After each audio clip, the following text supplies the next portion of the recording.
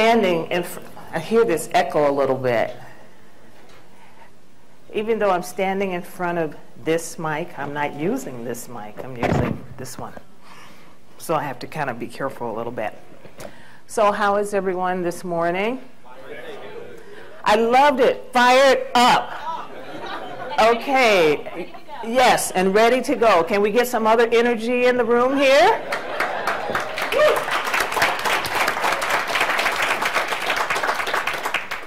I love that. First thing in the morning. Okay.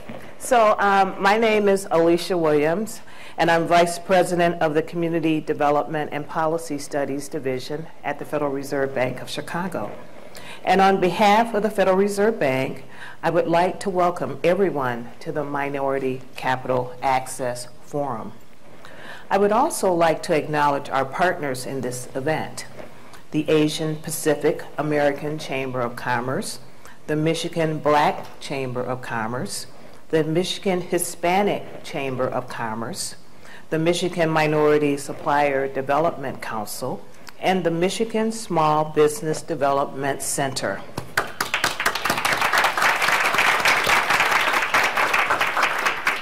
I'd also like to acknowledge all the business people in the room. It looks to me from the registration list that about 2/3 of you are business people, and that's a tremendous turnout. Many of you are familiar with the Federal Reserve Bank, and hopefully you know about the Community Development Policy Studies Division, or CDPS for short. CDPS's principal mission is to support the Fed's economic growth objectives by promoting fair access to financial services and researching issues that impact the financial health of small businesses and households in low and moderate income communities. We also provide technical assistance to assist financial institutions in meeting their CRA and fair lending objectives. We're really excited about today's program and hope that you are too. Working with the Chambers of Commerce, we have a great lineup of panelists and moderators who will tell us about the work they've been doing to support businesses in Detroit. There's been a lot going on in terms of bank commitments, nonprofit lending, and other investments to support Detroit small businesses, and it's worth sharing this information with you, as well as thinking through what more we all can do. What makes this conversation regarding resources for businesses particularly important is the backdrop against which it is taking place.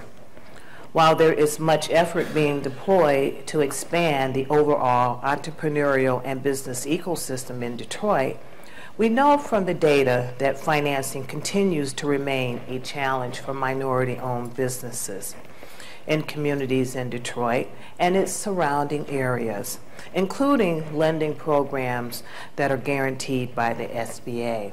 The problem is nationwide. In a study we recently completed on small business health, we found about 1/5 of minority-owned businesses, 21%, achieved above average or excellent designations in terms of the financial health of their businesses. However, our reason for meeting today is not to just talk about problems that business owners face in Detroit. We want to talk about solutions. We want to talk about opportunities. The goal of this meeting is to help lift up and illuminate the strategies to help funders, technical assistance providers, investors, and other resource providers connect with you. We have structured the first panel this morning in the spirit of a focus group or town hall discussion, if you will. That is, what we've done is bring together people who represent financial organizations and lenders that have made a financial commitment to supporting small business in Detroit, as well as panelists who work closely with minority business owners or consult with larger lenders. We're going to ask them to share what they are learning from their work. They're going to engage each other, build off of each other's experiences and insights, and they will answer questions from the moderator and you, the audience. During the lunch session, We'll hear how the Chambers of Commerce can also help build the connections between financing organizations and you, the business owners. This may be the first time that each of the heads of the Black, Asian, Hispanic, and African Caribbean chambers in Michigan are assembled as a part of the same panel. Mary Kramer, the publisher of Crane's Detroit Business, will serve as moderator. Finally, after lunch, those of you who are interested will have a chance to meet individually with bankers and community-based lenders and ask more specific questions about small business financing. And for everyone else, including those of you who finish your conversations with the lenders, we have an exceptional panel of training experts who will work directly with different types of business owners. These panelists will talk about what they do, how you can tap their expertise, and how you can help succeed when, and they can help you succeed when approaching providers of capital. In closing, we've titled today's event a forum, and there's a reason why.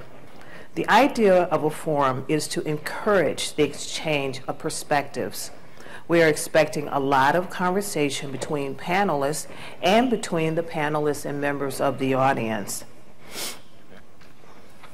We hope that the discussions that take place through this interaction generate new insights, clarify existing challenges, and encourage organizations that can create solutions to take action. Moreover, I encourage you to stay throughout the day to take advantage of the information that the experts have to offer and to take advantage of the networking opportunities to grow your business. Thank you.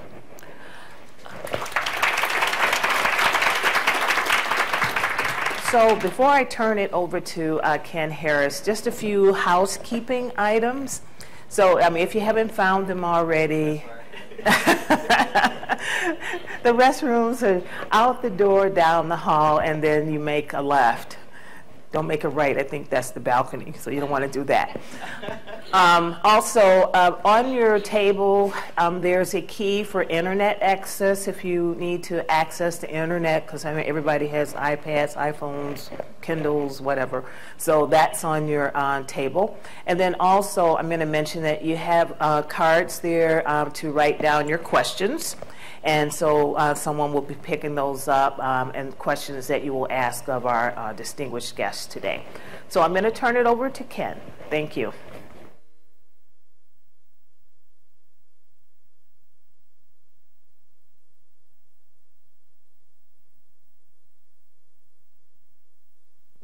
I might not need a mic. I'm not certain. Most of you all know me well here in the room, but today I just want to take greetings this morning. You all look so wonderful. We're going to have an enchanting discussion that leads to solutions today. I'm Ken Harris, the President and CEO of the Michigan Black Chamber of Commerce, and I can tell you in my leadership role, things get accomplished when you partner with some incredible people, and today has been a long time coming. This is the first time in Michigan's history that 3 major ethnic chambers of commerce have coalesced together in partnership with the Federal Reserve Bank of Chicago to bring access to capital to our membership and our business owners. So please give that a round of applause. So while we're making history, I just want to, I know they're not expecting it, but Vaughn Wynn, could you just come up for a second, and Camilo Sierra with the president of the Michigan Hispanic Chamber of Commerce and the president of the Asian American Pacific American Chamber of Commerce. Give them a round of applause. I just want them to stand with me.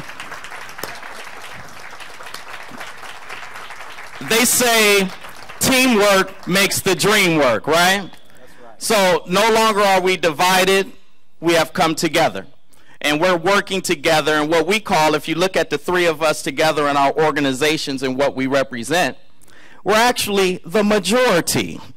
So in that perspective, the majority coalition is going to work extremely close with all of the finance industry now. And if you notice the transition over the last couple of years where tons of money has been invested, our members are still trying to find ways to get closer to capital. Well, today, through this partnership and us working together in a coalition, we're standing out front as advocacy organizations so that you all can cut out the middle person and come directly to your chambers of commerce. So again, this is a strategy to say funding institutions, all of our intellectual capital in the room, consultants, foundation community, philanthropic community, we welcome you and we look forward to working with you in finding solutions. So please give them one more round of applause and thank you so much. Thank you for your partnership. Absolutely. And why this is important as we continue to move forward, and I'm going to be brief, there's some housekeeping rules too. So we can tweet, text, and Facebook, but just make sure you turn your volume down on your phone as we begin the presentation. And most importantly, the Federal Reserve Bank of Chicago has brought together some of the best and brightest individuals to make sure that you can get from A to Z with the least amount of gray hair and stress. Most importantly, this is not an emotional discussion. This is a data-driven discussion. What does the data suggest?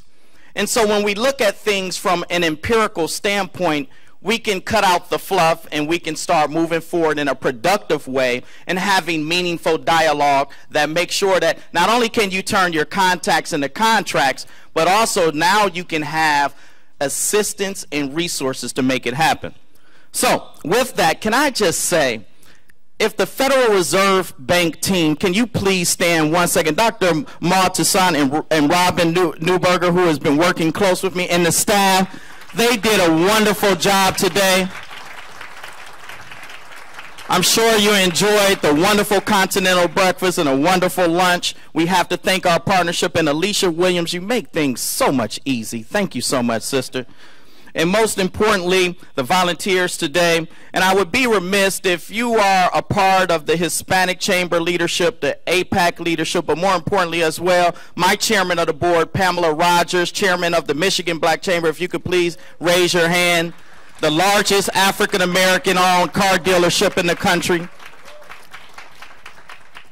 And most importantly, the banking and financial institutions. I thank you for taking the time out to come today, because you also realize there's an opportunity to find better solutions and to get resources where there's needed in urban environments, where most of us minorities preside.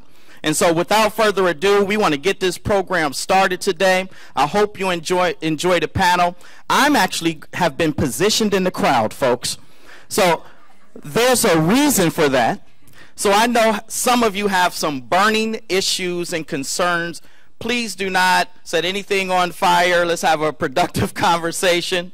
But most importantly, do not be afraid to ask the right questions with the right people on the panel today. So thank you all so much. We'll be back here again for lunch for an outstanding panel with our advocacy leadership. Earl Service with the African and Caribbean Chamber. Can you just give him a round of applause as well? And our fearless leader, Louis Green, will be trotting in here real soon, the president and CEO of the Michigan Minority Supplier Development Council. We are all together now, folks, and this is going to turn into a week for Minority Business Month in the future. So let's look forward to some real resources, some real dialogue, and let's move forward together. I love you all. Let's have a good, engaging conversation. Take care.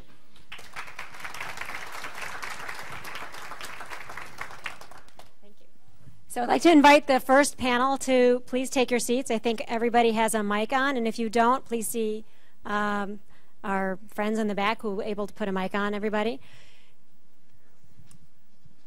So I'm just going to, it's hard to follow such a charismatic speaker. I'm not actually going to speak. Kyle, please come up. And we're going to get this ready. I think the one thing I just want to reiterate, which is, I think you've heard it a couple times, the way that this panel is going to be structured, it's kind of a town hall focus group kind of a session. So what we're going to ask is that there's going to be a good conversation amongst the panelists, and everybody has cards on their table. When you have a question, please write down at any point, you can do it even now, when you have a question, write down your question on the card. We will be by to pick up, hold up your card if you have a question. We will pick up your question. We'll make sure it gets up to the moderator. Some people may have the same question, so we'll sort them out. and we'll be able to bring up questions that way. When you have a comment, when the panel is speaking and you have a comment, please give a signal that you would like a microphone, and you can join the conversation to give a comment through the microphone. Thank you. So good morning, and as Robin mentioned, it's really hard to follow KINS Act. It's a challenge, but what I think is important to start this off with is an appreciation for the assemblage of the practitioners that we have here. So a little bit of background. Over the last 4 years, again, my name is Kyle Polk. I worked as a contributing author to a report called Detroit Future City. And that report, which is 347 pages, good nighttime reading, is really a breakdown and sort of a blueprint of the small business ecosystem, the challenges, the opportunities, and then a set of key recommendations and strategies were listed, and then an office was set up to support the pilot projects associated with furthering job growth in employment districts across the city. Through that process, a good handful of the practitioners here provided the information and the background and the perspective in order for us to make those recommendations. So we should all be honored to have them take time out of their day to discuss that out loud with us in this sort of solution-oriented format. So I want to keep it informal so that the dialogue starts, but I want to just start throwing out names and having people talk about why this is even worth their time to have this conversation, with the theme being connecting capital to small businesses, which basically is connecting supply with demand. Understanding the challenges, understanding the opportunities. Why is this the work they do? And so I'm actually going to start off with Darren Redis, if you don't mind giving a little bit of background about sort of what your professional past is and why it has brought you to this point. Absolutely. Thank you, Kyle, and good morning, everyone. It is a true pleasure to be here. My name is Darren Redis. I serve as President and Chief Executive Officer of a company called Main Street Inclusion Advisors that I founded about 18 months ago, on the heels of serving as the Chief Economic Inclusion Officer for a tech incubator based in Cleveland called Jumpstart. And prior to that, consulting for about 3 years, and then prior to that, 16-ish years in commercial lending. I'm older than I look. So the first part of my career in terms of the commercial finance, frankly, led to a lot of what I'm doing today. If I rewind the clock back to the early 90s, I happened to be one of, at the time, literal handful of African-American commercial lenders in the Cleveland area that had lending authority, for those that remember when bankers actually had lending authority. And so that word traveled, and so if you needed a loan, kind of go see Darren, and that was good and bad. The blessing of that, though, was I really got a chance to kind of really learn intimately kind of the good, the bad, and the ugly, so to speak, of why are certain businesses being funded and why are others not. And it's really become a passion of mine ever since then to really try to take all that I've learned, serving on banks' credit committees, later serving on investor panels with venture capitalists, et cetera, to really understand why certain deals happen and certain deals don't.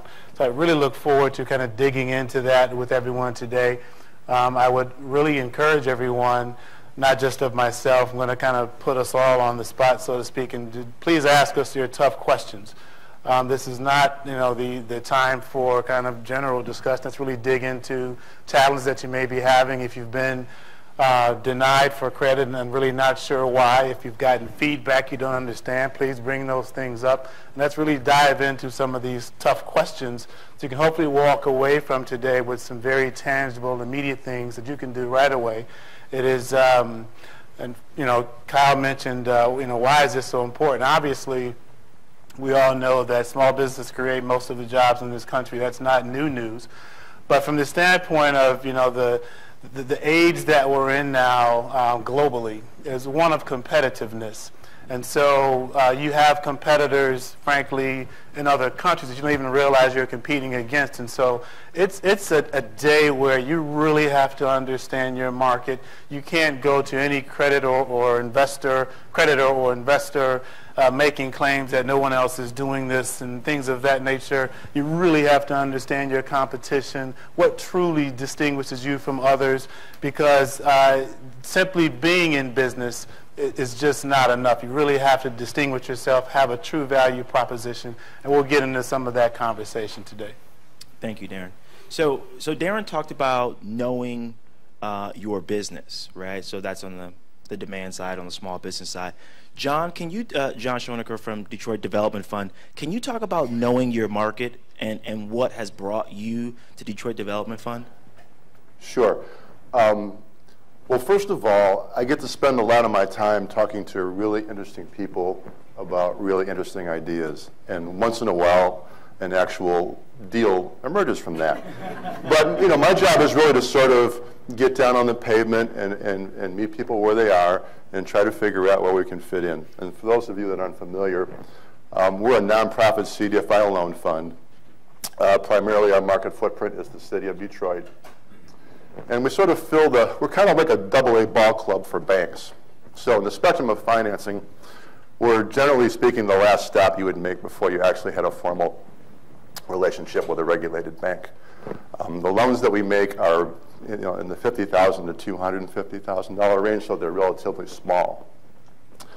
But we sort of, where a bank may want to look at a borrower that's got 2 or 3 years worth of profitable operating history, we look at a company that had 2 or 3 years worth of operating history, period. It doesn't need to be profitable. We just need to be convinced that your company can grow. And so, in addition to getting paid back, we want to see some benefit to the community as a result of having made a loan. So that might be job creation, that might be affordable housing units, or what have you. And we've seen incredible things happen with very small loan amounts and have tremendous, not only get paid back, but really sort of have a wonderful impact on a community. So it's really satisfying work, and I think that I feel, I'm excited because I'm also intimidated that I'm in front of a room full of people, most of whom I don't know. And my job is sort of to be on the pavement, knocking on doors and meeting who's who, learning what's what. So I'm excited about whatever's going to happen next year.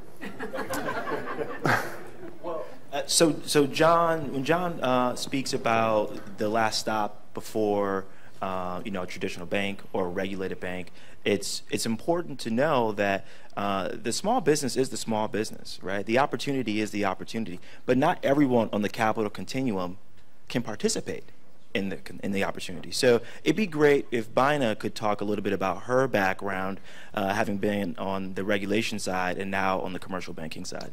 Thank you. So I actually started my career at the OCC. Can you guys hear me? Good. Okay. Which one? Can you guys hear me? No. Okay, so I'm gonna take this one off. So I actually started my career at the OCC as a comptroller of the currency bank examiner, where I spent about 75% of my time evaluating the credit decisions banks made. So I was a Monday morning quarterback. And as a Monday morning quarterback, you rarely get it wrong. So we would actually, criticize the bank around their lending practices. And then I also spent about 25% of my time being a consumer compliance examiner. So I flipped to the other side and was really a consumer advocate, where I would look at the laws, consumer laws, whether it was for mortgages, small business, access to your checking account, to ensure that banks complied with and were consumer friendly. So I really kind of spent a lot of my time really evaluating banks. And then I thought, this looks so easy. I probably could do it on the other side just as well. And I decided to actually put my money where my mouth was and actually go to work for a commercial bank. And I will tell you, it's a lot harder than it was when I was being a Monday morning quarterback, making those decisions. But I think having having that balance and perspective has really helped me identify those win-win opportunities from a commercial banking perspective and our community. And so I'm really passionate about this work. I'm passionate about ensuring access to capital to all of our communities, regardless of the wealth, regardless of their color. And I'm really passionate about making sure that we're doing it in a sustainable way. So not just the big hits or quick hits that are not sustainable, but how do we really make this work in a long-term way that makes a difference in our communities, grows our small businesses, employs new people in our communities, and stabilize our neighborhoods. So did I answer that pretty good? Okay. Thank you, Bina. We're going to figure out what's going on with that mic. But when Bina circles back and talks about sort of the sustainability of the community, the longer-term vision, I'd actually like for Linda Fowler to talk about some of the work she's done around long-term strategic plans. Okay. Hi, everyone. I'm Linda Fowler. Pleasure to be here. I'm originally from Michigan, grew up in Flint, and lived in Detroit for about 10 years. But I've had the privilege of serving a lot of different communities around the country over the last 7 or 8 years since I started my business. And in those communities, most of them are distressed, older industrial cities. The communities of color tend to be the most economically challenged communities in those cities, even if they do happen to have high growth industries that are revitalizing their economy, like in Pittsburgh.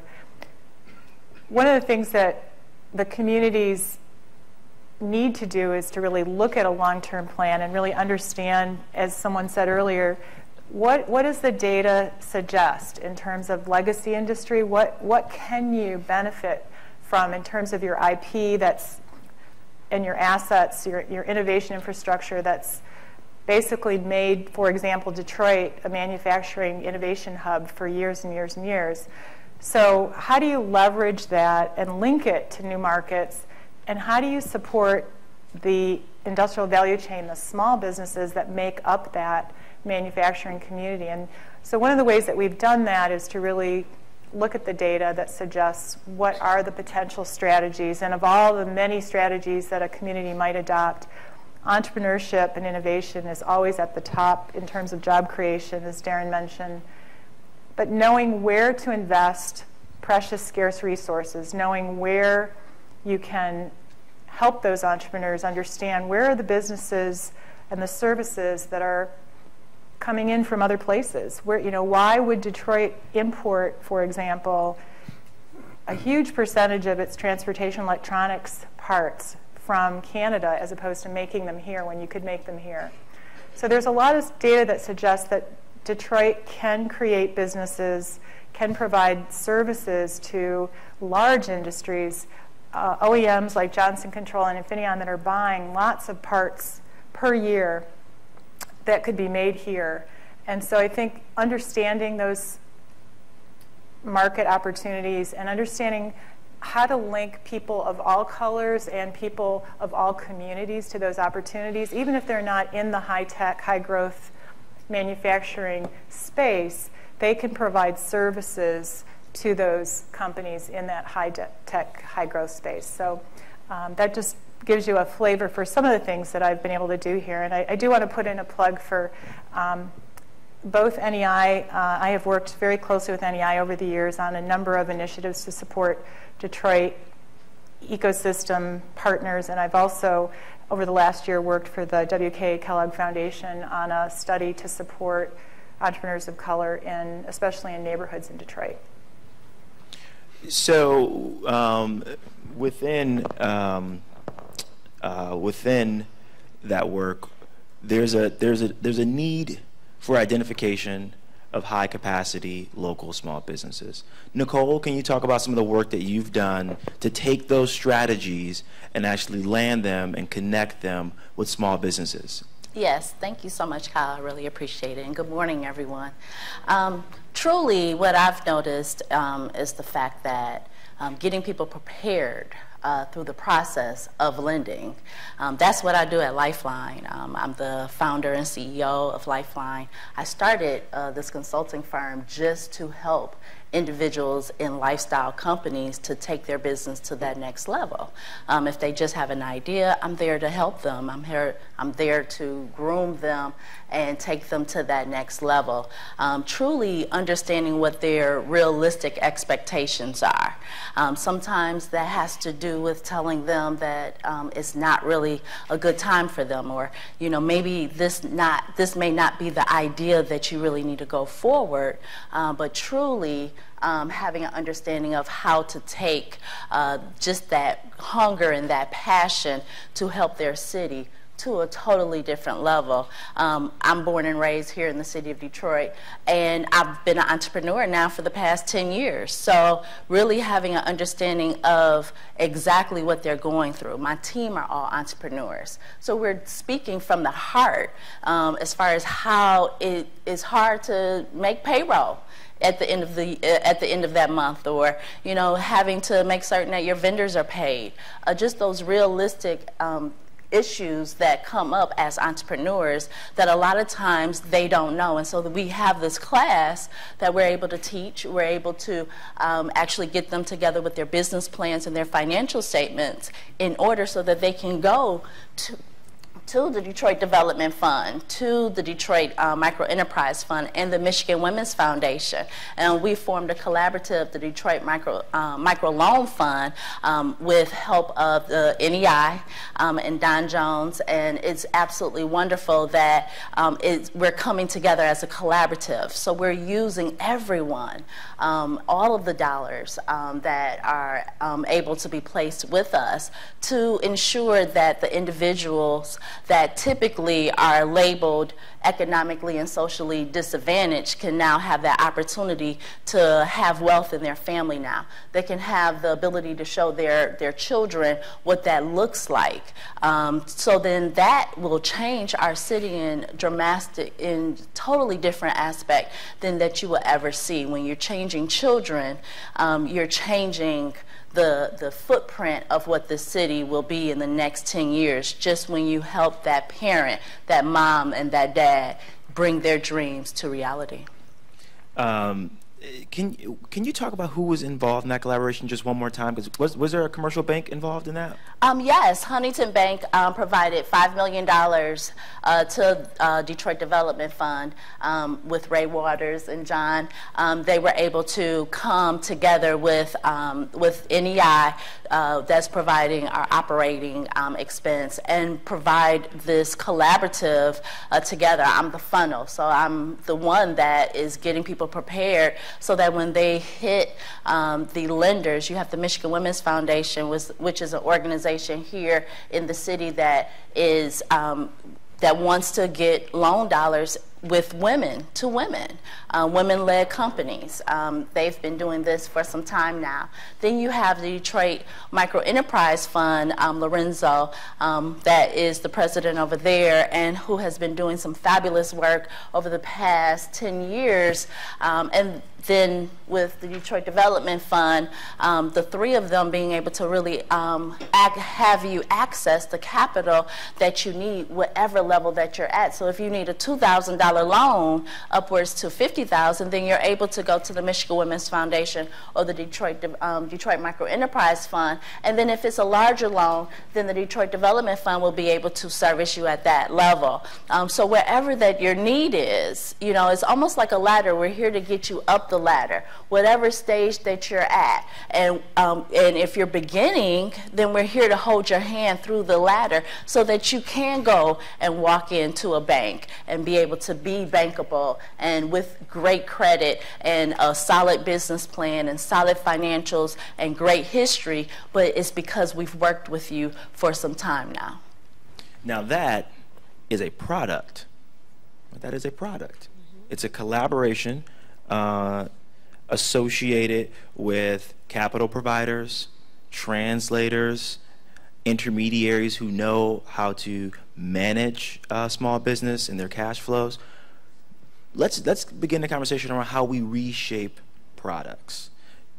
Tony, can you talk about what it would take to have an organization, commercial bank, begin to think about a new product? Yeah, let me put it in context first. Let's make sure everyone understands that some 80% of all small business loans in this country are made by banks with large banks with $10 billion in assets or more. 80%. But that still leaves a very large 20% that are lying outside of that. And put it more in context for this audience. If we look at the Detroit statistics alone, of some 2,720 loans made to small businesses in 2013, only 10% were to people of color. if you consider this in the context of where this nation is going, and most project that by 2040, some 54% of the country will be of ethnic minority, those numbers just don't add up. So for major banks, to be very clear, it is a priority for us because guess what? If we don't adapt, we're out of business. It's really that simple. So it's the very essence of, call it greed, call it economic intellect, opportunity. We can give it any name we want, but the bottom line is if we don't adapt, we're out. And that means changing our workforce as well. Now add on to this another factor that's relevant to small businesses.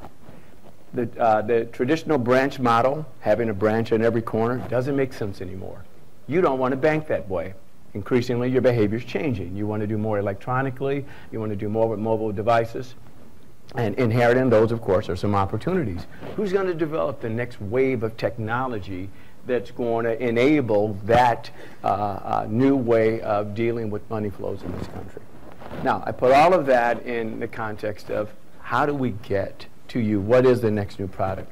Well, first of all, there are a lot of products out there right now that are underutilized, and for a variety of reasons. And I think it'd be unfair to talk about that, Kyle, without also recognizing that with all the flurry of new strategies that are being unrolled, and particularly in cities like Detroit, we still forget two fundamentals of capital. Equity capital, and particularly for small businesses, tend to come from two places: your own personal savings and investments or your home. Well, guess what? During this recession, our 401ks started looking like 201ks. But guess what? A lot of those have bounced back, but unfortunately, people of color have been disproportionately left out of that recovery, as was true during the Depression. Why? Because we had to use up what little savings we had or investments we had to sustain us through prolonged periods of unemployment disproportionate to the rest of the country. On top of that, we have what's happened to our home and real estate values. You look at valuations in communities of color, look at the cap rates, and then look at them in non-communities of color, and you see a noteworthy gap. So in a market like Detroit, take a market like Chicago that I'm more familiar with, it's not uncommon on the south side of town to see that cap rates are around 13, 14, 15% on average, while on the north side they're 5, 6, and 7%. So for that same $1,000 of investment, your cash on cash return in a community of color is extraordinary, but your valuation is low, which means if that equity capital is your basis for borrowing, you have been shut out of the traditional credit markets. We got to fix that. And part of it is really thinking through what are the, without using terms that might not be too attractive, redlining or other type of behaviors that are leading to these valuation suppression in neighborhoods of color. If we don't fix that, we're going to have an inherent problem that will forever plague the capital access dilemma for small businesses. Then infrastructure, and then I'll shut up because I have a tendency to go on and on and on. When we look at the infrastructure that delivers credit in a state like Michigan, one of the first things we look at are our CDFIs, of which you have 20, and your microfinance intermediaries, of which you have 4. And when we look at microfinance intermediaries, they're all small. You don't have a single large microfinance intermediary in the entire state. And in fact, with IFF coming to town, they're really not a microfinance company. We need more capital for microfinance outfits, and most of their portfolios right now alone cannot sustain them. They are still highly reliant on grant income in order to make the bottom line. And so we have to think about the kind of infrastructure improvement needed to make our lenders stronger so they can do more, couple those with more outfits that can provide the type of technical assistance that will bridge our small businesses to capital, and then we'll have a sustainable dilemma. So that's a long way of saying I don't need to introduce another new product. I need to make what we have work better, and we have to get at the more systemic issues that are suppressing equity in neighborhoods of color. Yes, please. very, very important part around the underutilization of products. And we want to circle back to that concept around the origin of products. Who created that product? What was that based on? And is that person that created it actually on the front lines executing and delivering that product to the small business? And so we'll come back to that. But I want to just sort of do a rapid fire starting at the end and then coming all the way down around the structural challenges that Tony began to refer to. We can just name one, and we'll just go all the way down, all the structural challenges that you all see with placing capital to small businesses. The structural challenges. Can you elaborate just a little bit? Collateral. Okay, all right. That was the first thing that popped in my head as well. And like Tony said, most of you are in the small business market are using things like your home as your collateral, so you don't have that ability to borrow against it. And you don't really have other major assets that a bank like Urban Partnership Bank would be able or willing to lend against. So you're caught in that no collateral zone. Okay. All right, so we have collateral. John, what comes to mind? Structural. Yeah, well, listen to Tony talk. I think values, and this relates to collateral as well, are obviously an issue. And I think because, as Tony also pointed out, that low wealth communities sort of disproportionately bore the brunt of whatever downturn there was in the economy. And so when an appraiser tries to figure out what a property is worth, there's a dearth of arm's length fair market value transactions. Most of the transactions that take place in real estate in Detroit now, at least one party is under duress. And that's not a fair representation of market value. If I want to buy a $100,000 house from Kyle and he wants to sell it to me for $100,000, that house is worth $100,000. But if an appraiser comes out and says, no, that house is worth $70 because it's a distressed sale there, and there within a mile of your comp,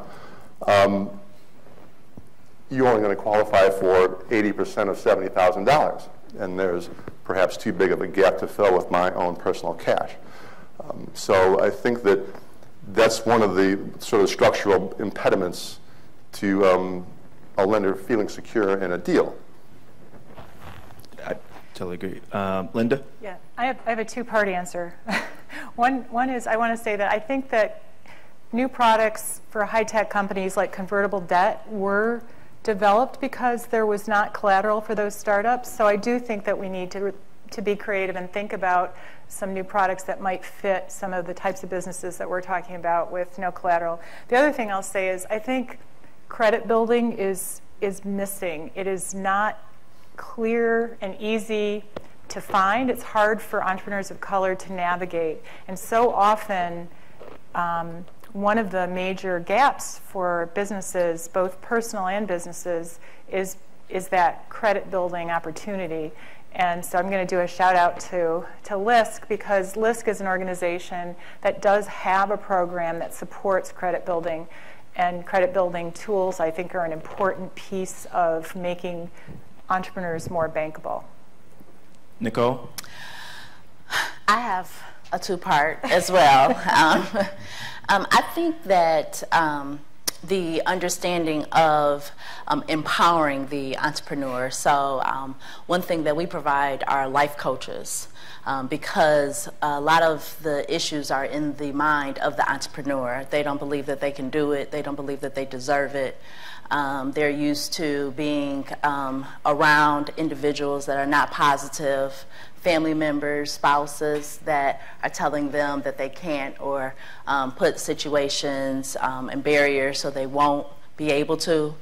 So I think that that's key, to be able to provide a sense of a place where somebody can just talk about a lot of the issues that they are going through in life. When they're going through life issues, it will impact their business. If you are having a problem paying your DTE bill, you're not thinking about that business. When you're having a problem with your children, when you're having a problem with your marriage, your spouse, you're not thinking about truly starting that business and growing that business.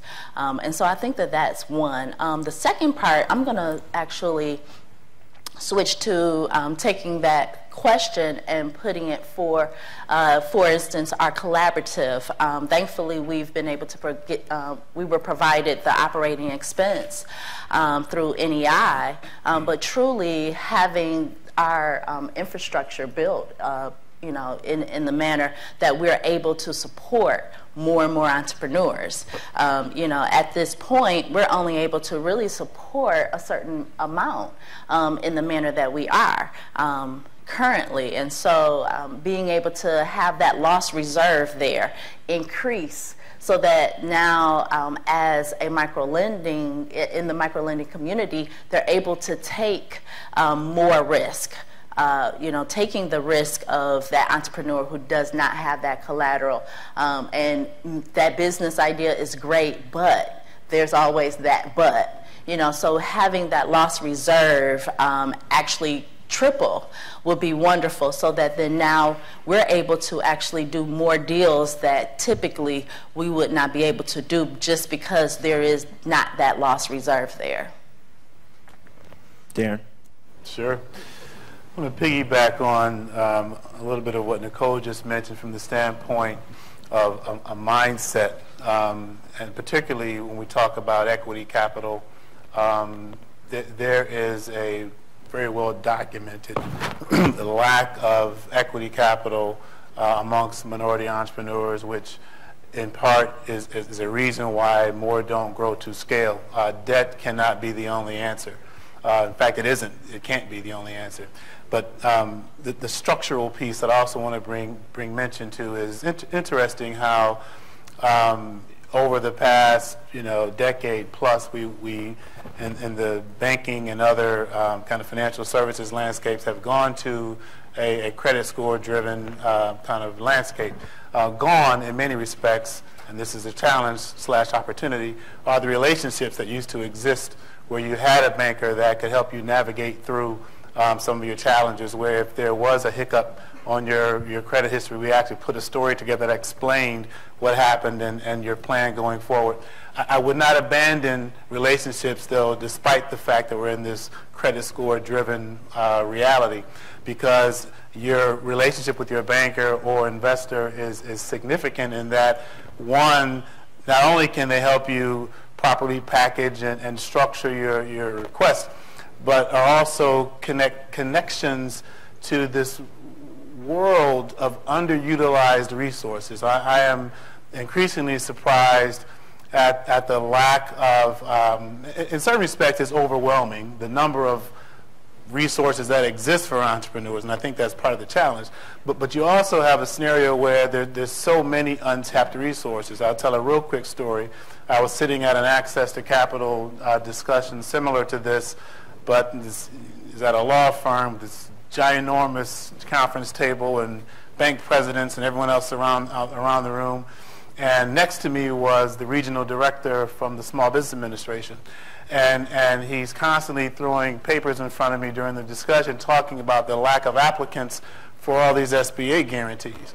And so when you talk about things like collateral shortfalls, well, that's why the SBA guarantee products exist, but they're not even being applied for in many cases. So why is that? Is that process too cumbersome? It's interesting to me how banks that have SBA specialists do more SBA loans. And so there's something there that says there's a landscape of support out there that is untapped, underutilized resource, and we need to do a much better job of connecting those resources to deserving entrepreneurs.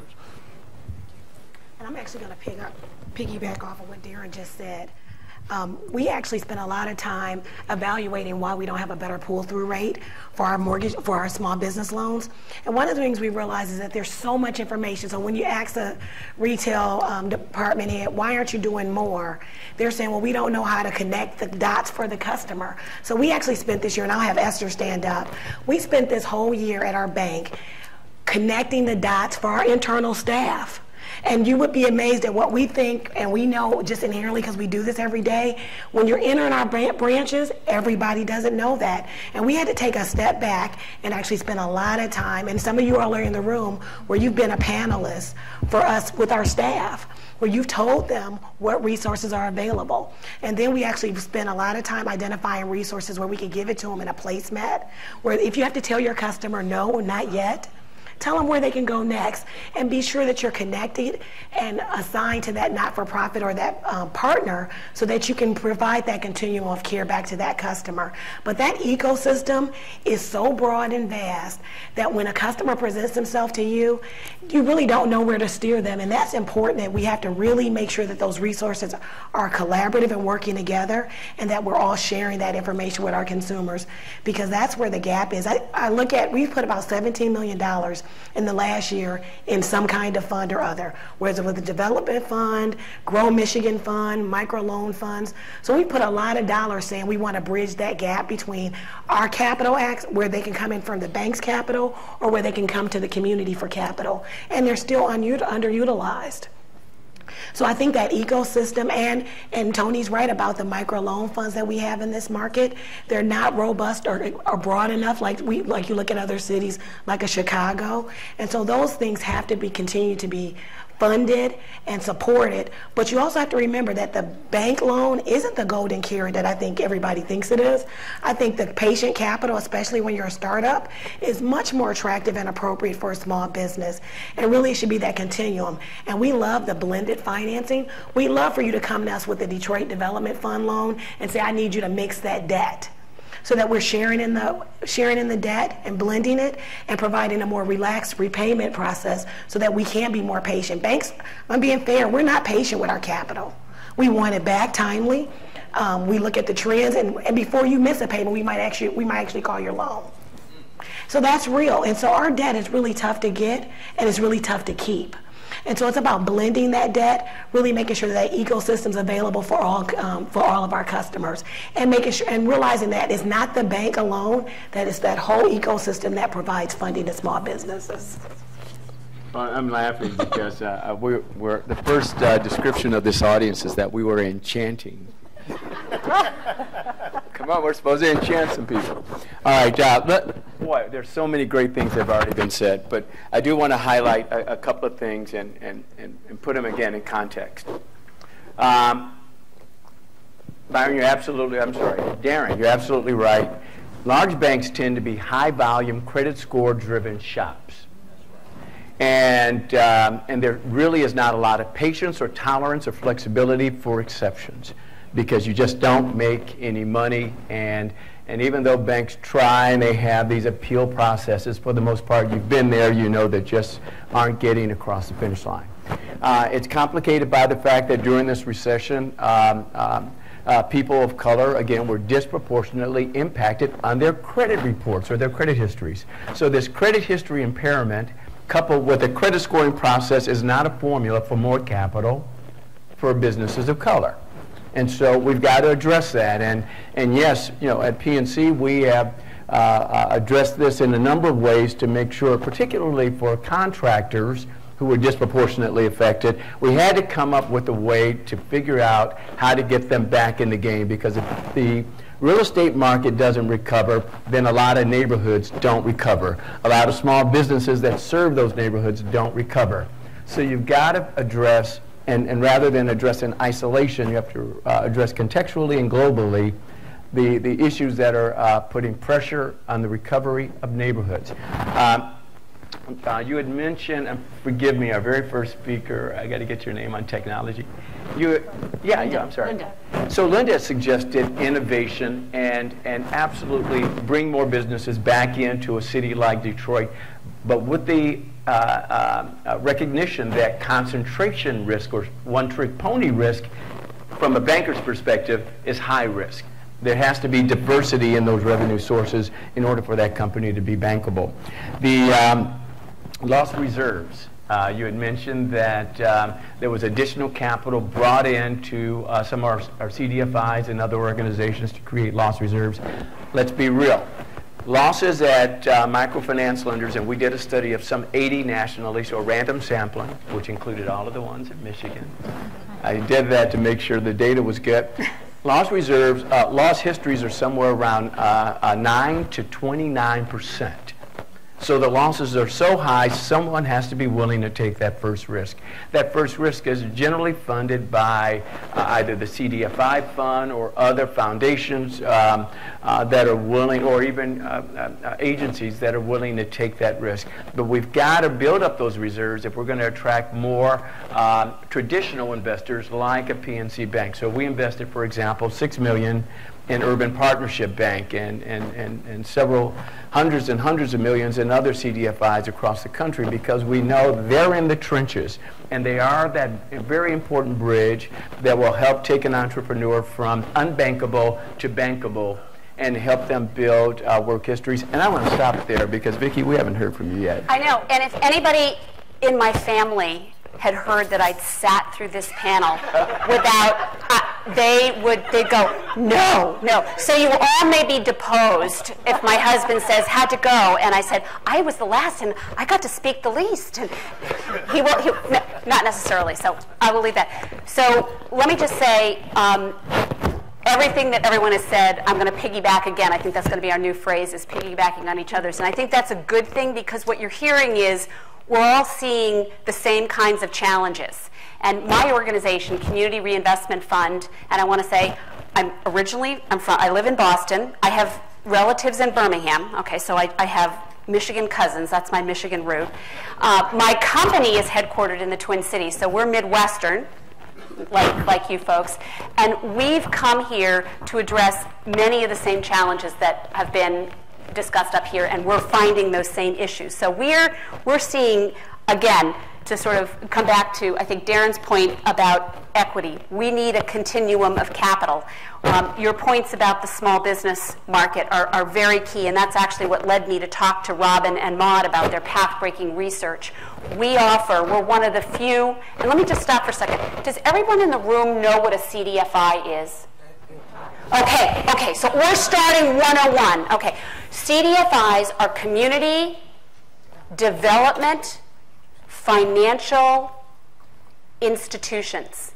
And they came to you courtesy of someone who's actually out on the election circuit again.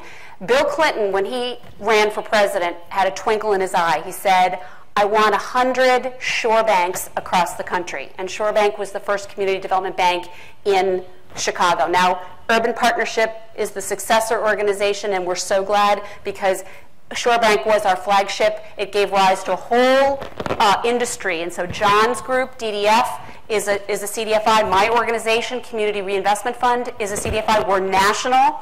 But there are 800 of these organizations across the country. So to your point about, Bina's point about, I have to introduce people in my own organization. You don't know where you need to go to get the resources. One of the big structural challenges is connecting the dots and finding somebody who will take you from point A to point B. And it is about starting in a place where your capital needs, you can access the right type of capital, and then move up that continuum to Tony and to Bina. But you may start with a microenterprise group, like the ones that Nicole was mentioning in her collaborative, or you may find you could come to us. What we try to do with our SBA, to your point, Darren, about why are banks not making more of these? We specifically went out and got one of the 14 licenses to offer 7A across the country, and we do it as a CDFI. So what does that mean? We're going to target two types of borrowers. We're going to target borrowers that are located in low-income census tracts, and we're going to target borrowers who are folks of color, who own businesses, whether they're women, minorities, veterans, anything that's in that SBA and our sort of impact criteria. We're particularly interested here because we were very blessed to get a grant from the JPM Chase Foundation. And what that did was allow us, because we've got our product. Our product is the SBA 7A, and 4,000 banks offer it. We offer it a little bit differently. You talked about that character lending, knowing your banker. We're sort of that last character lender. We do use a credit score, but we will listen to your story. And what we've been able to do with this grant is to partner with organizations and to come to Detroit. And Detroit's one of it's our top, but one of 4 cities we've targeted with this. And the specific partnership we built, in addition to what we're trying to do with our fellow CDFIs like DDF, Invest Detroit, Opportunity Resource Fund, and Urban Partnership, anybody, is we partnered directly with Chase Bank, and we said to them, Chase, you're going to be my Chase for a moment. Oh, no. Banker. We'll make you just a banker. Okay, PNC. Tony, if you see a loan that for some reason, or that you know is a good loan, but it just doesn't fit your box. I know. I spent a year and a half at the Federal Reserve Bank of New York, so I'm a fellow regulator. We have to say no to some loans. We get that. But if you've got a loan that doesn't fit your box, but maybe because it's a regulatory issue for you, an industry concentration, a loan to a single borrower, you just don't do restaurants, you just don't do gas stations, you don't do franchises, you don't do startups, call us. Essentially. We're here to bridge that gap. And we want to work with, and we love our bankers. So what we're trying to do is build both relationships with conventional lenders like you folks, as well as folks at the end of the table who are mission-driven lenders. We're going to see different types of loans, and that credit building piece is huge, and the other piece that's huge is the technical assistance. I have come to Detroit. I have met with Prosper Us. Where are you? They're here. There they are. Okay, I've met with Matt Byan, fantastic. April Boyle, who will be here later this afternoon. Tech Town, Michael O'Rourke. Bisdom's over here. These technical assistance providers are critical. We can't deliver every single form of technical assistance. We can't do the credit building. But Nicole, to your point, it is great to have your kind of organization to build the borrower. It's critical. I'm done. Good job. So that was strategic to keep Vicki to this point. So we need to get into a whole bunch of questions that are already accumulating here. But before that, because we're almost at the 1 hour mark, Vicki, Tony, and a handful of other people have talked about this concept, this continuum, this relationship between the bank, the traditional banker, and every other sort of intermediary community development bank. That relationship obviously is not as fluid as it could be, and perhaps it's not as fluid as it once was. John, you have perspective from having been in the commercial bank and now being on the community bank side. Can you talk about how that relationship used to be? Sure. And how the relationship is today and anything that's happened in between? And John, tell him I was a good credit officer. Yeah, I used to work for Tony, actually, back in the day. Back in the day when guys from nonprofit and gals from nonprofit loan funds like DDF would talk to bankers every day. And we would discuss pipeline and trade deals. I would do the stuff that's got potential but not quite ready for prime time. And then I would say, here's a company that's done well, paid me off. They've been seasoning my portfolio for 2 or 3 years. I think they're ready for you.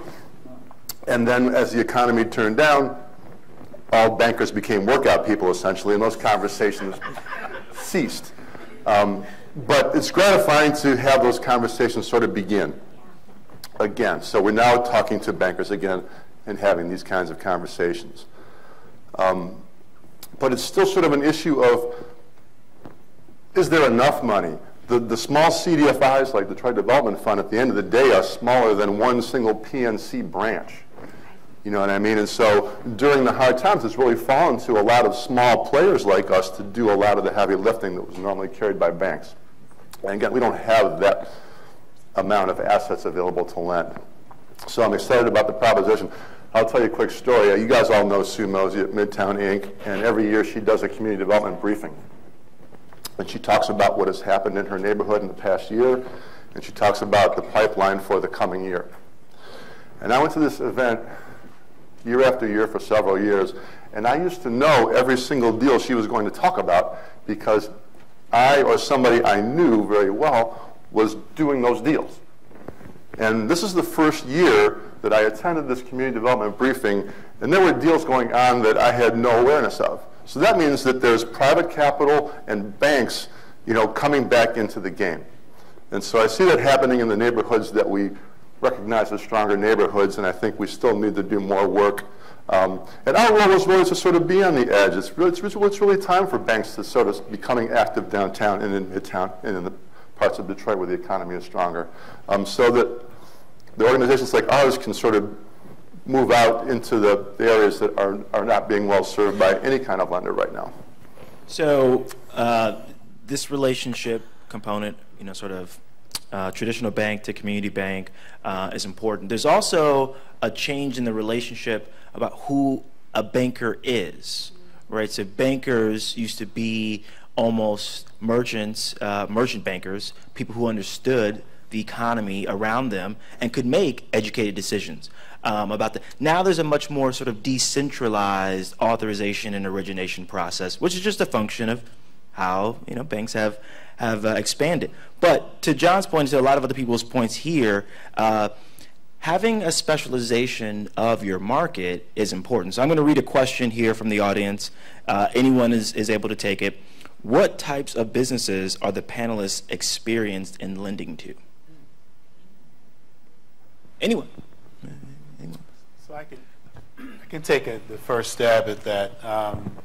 So my organization is not a direct capital provider.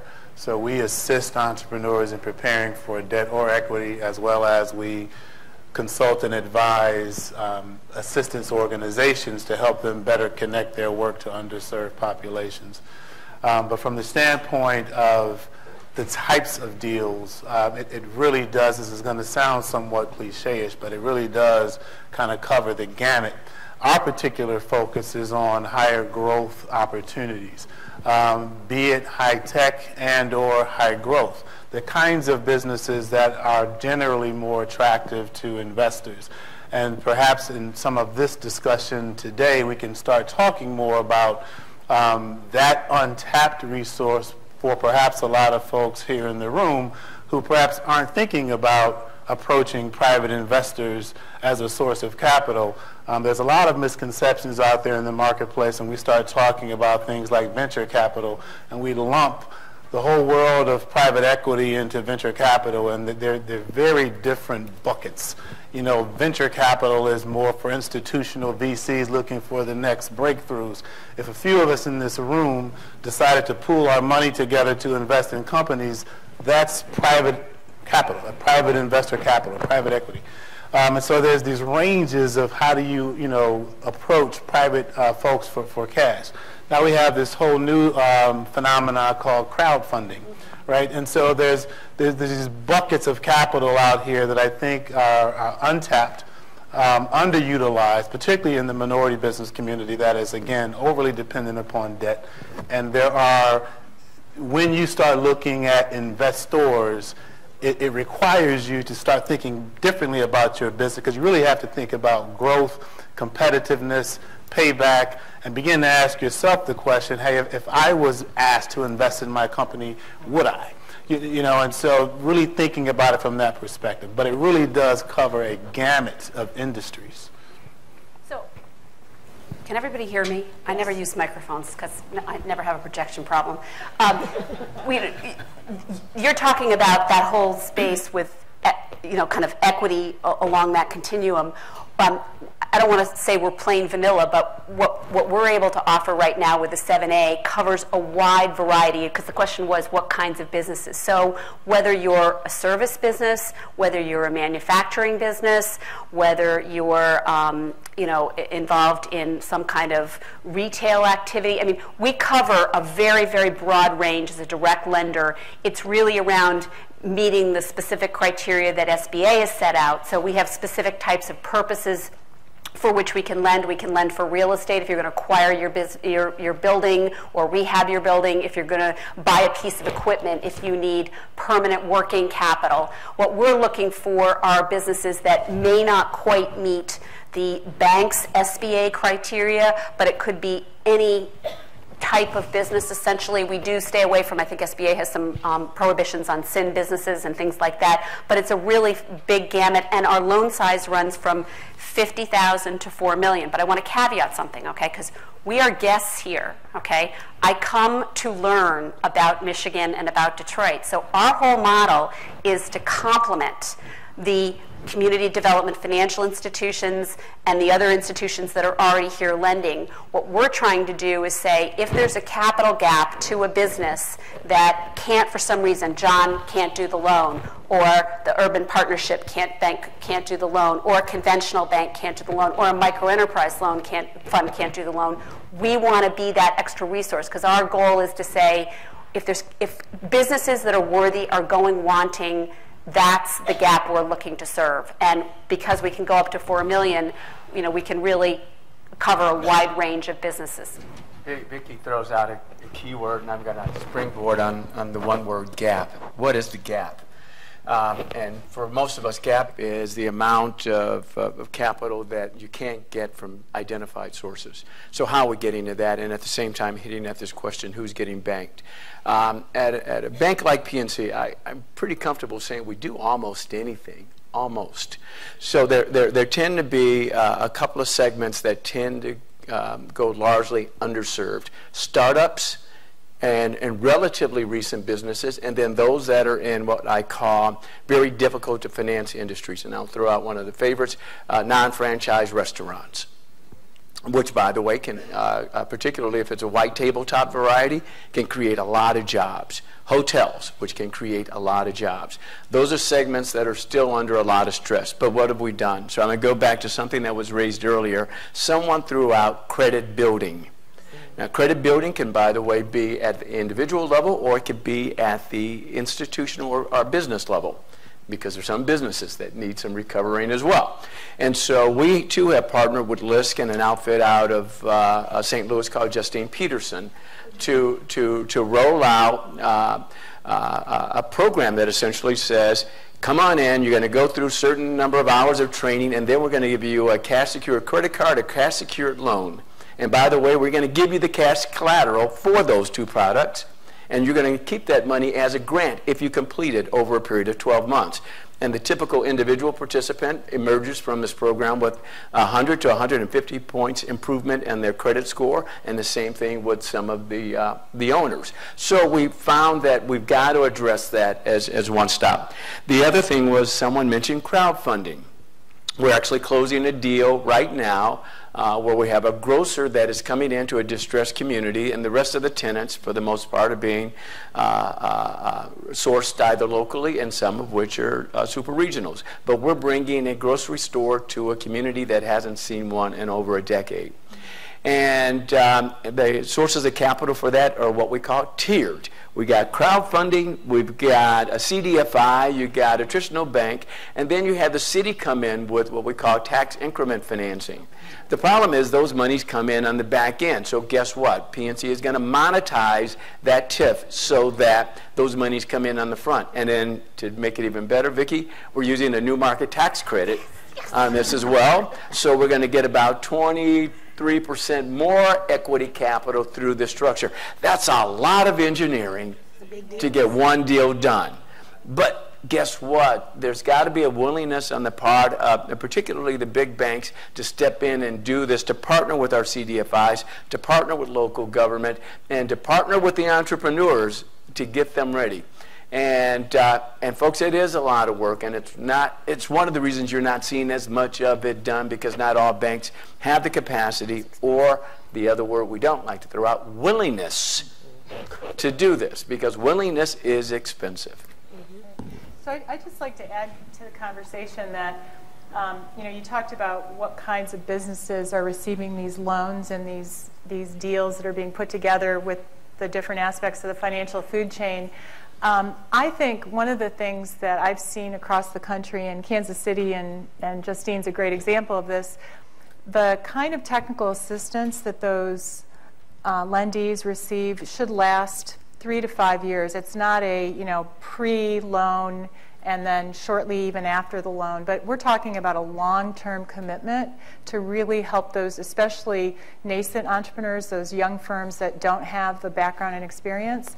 And the other thing I think that's really important for those entrepreneurs is that they do get some deep functional and industry-specific expertise as part of their mentoring. So if you're running a retail business, it's very different than if you're running a high-tech spin-off from a university. It's very different than if you're running a manufacturing firm. And so what are the specific opportunities that exist as it relates to the lending product where you can bring those content experts and those mentors to bear for those individuals? Because I think they really need the flexibility and the creative financing approach, but I think if we don't offer them the technical assistance that goes along with that, then we're also not serving them to the best of our abilities.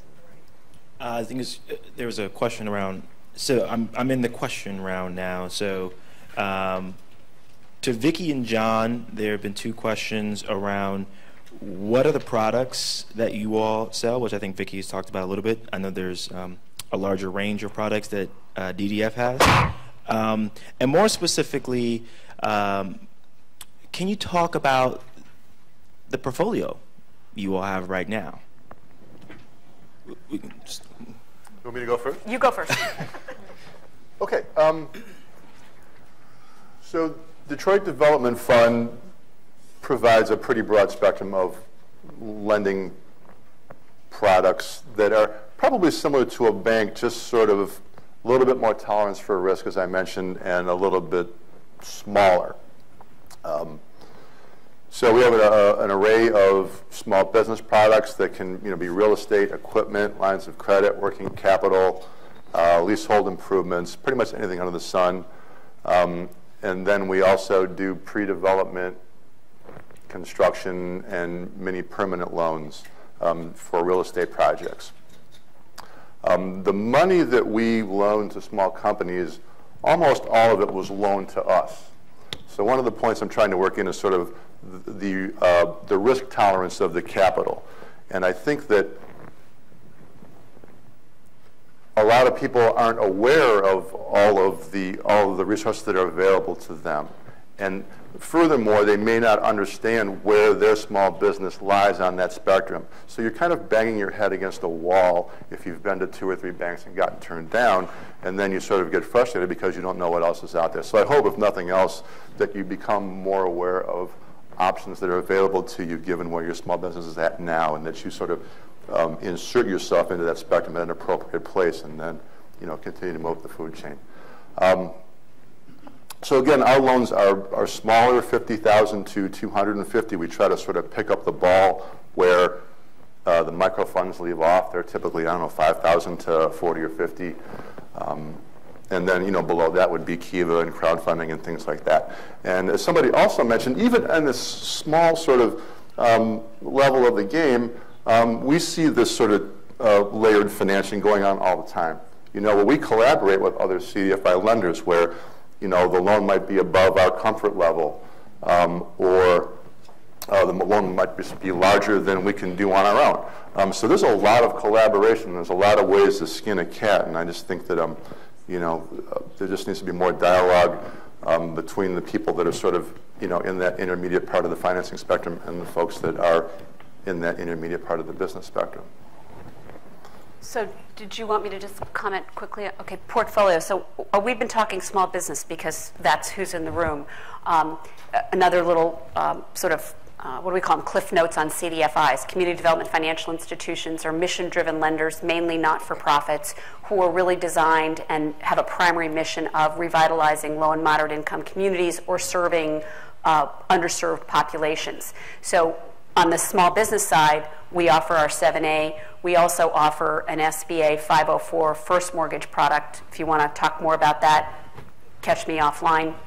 We also do some affordable housing in that we come in and provide permanent takeout financing on large multifamily projects, and we do all of this nationally. In terms of our portfolio, John made a great point. His money's borrowed, so he's going to have to, there's a risk associated with that, and he wants to make sure he's being responsive and conscious of the folks who've loaned him that money. The beauty of the SBA 7A product is that it allows us to do something that gives us a little bit more flexibility, I would think, than John. What we're able to do when we make that 7A loan, we can take the guaranteed portion, because the beauty of the 7A is it has a guarantee that helps us overcome things like collateral challenges if all else looks good. But what this allows us to do is if we sell off that guaranteed portion, we've only got 25% on our balance sheet. So our portfolio only reflects that portion that we're holding.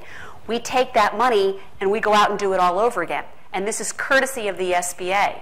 So that gives us some flexibility. The flip side is we have to play with the SBA rules. So our portfolio really, it goes up and down as we buy those, as we make those loans and then sell them into the secondary market. Yeah. And maybe part of that question also had to do with, does the portfolio sort of, is it reflective of the community that we're trying to serve? Right. I mean, there's a lot of sort of introspection going on right now everywhere, but certainly in our industry. I don't know, if people feel that that's an impediment, if an organization doesn't reflect, accurately or more proportionately the community that serves. So, for example, Detroit is commonly accepted to be, 82, 83% African American. Our portfolio is probably 60% African American. So I think that's better than most, but clearly doesn't reflect the community. I think we're close to 50% female, so I think we're doing pretty good there. But there is sort of a difference. Well, there is a difference, and so to that point, and there's a series of questions I need to ask you guys. But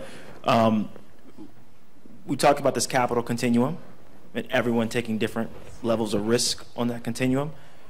What a CDFI represents should be some of the riskiest capital at play. Does anyone want to talk about what their loan loss rates are? I don't.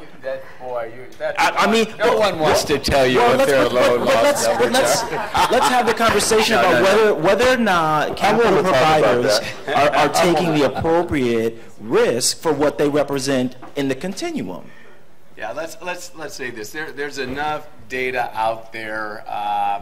There are enough research engines that can tell you how the overall industry is performing, and we tend to do what are called peer group analysis. So whether it's a Fifth Third or it's a PNC or Chase, when we tend to decide that we want to invest in a CDFI, we tend to look at industry comparisons.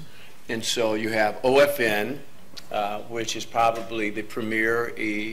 That's our trade association, Opportunity Finance Network. She's going to keep me out of acronym jail today. Thank you very much, Vicki. And so a number of us pay to have these evaluations done and comparisons done. So what we know about the industry is that one size does not fit all, because there are some CDFIs that are highly concentrated in real estate. Others are very small and focus on microfinance. Others still focus on housing. So the prior Shore Bank, now Urban Partnership Bank, was highly concentrated in affordable housing. And so comparing the delinquencies and charge-offs, it's not an apples and apples. So if we talk more narrowly about small businesses, you tend to have the CDFIs that are SBA intermediaries and those that are not. That's one break, those over 10 million in assets and those that are smaller. And what we find is for those over 10 million, there is a delinquency average around 5 to 7%, and for those under 10 million, it's up to 15 to 20%. And for micro lenders, definitely 20% plus. And so the higher your delinquency levels, the more reliant you are on grant and SBA types of monies. And the SBA is either a loan to you or a loan against your portfolio or maybe a grant. We love grants, don't we? Not yes. Yes. And so that propensity for delinquencies is going to influence the kind of lending and underwriting that takes place at each of these organizations. And likewise, it's going to influence the willingness of banks like ours to make investments at a time where the number of big banks continues to contract and the demands for our CDFIs continues to grow. So we have an issue, because at what point do you say, I've got too much invested in that particular CDFI? And so it's a dilemma, another of many that we're dealing with as we try to get to the CDFIs who are in the trenches. And sorry, you said you wanted data? I memorized way too much. And at the end of the table? I just wanted to make a couple comments with regards to the risk in the CDFIs and what they're, are expected to do. I mean, we've had several people mention Shore Bank today. Shore Bank was a leader in that market as a bank CDFI and was very successful for a long time. However, we saw what can happen when you are too concentrated in a certain market or too concentrated in a certain type of loan, which for Shore Bank was real estate. It was heavily concentrated in real estate. When the market crashed, it took Shore Bank down with it. There were other things, but that had a lot to do with it. Urban Partnership Bank, which Tony, we are not the former Shore Bank. Don't say that. My bad. Okay, but anyway, Urban Partnership Bank is a new bank. It's a CDFI bank. It's 4 years old. And we are also doing some real estate loans. We're not saying real estate is bad, but we've got to assess the risk much better, and we've got to do a much better job of trying to diversify the portfolio.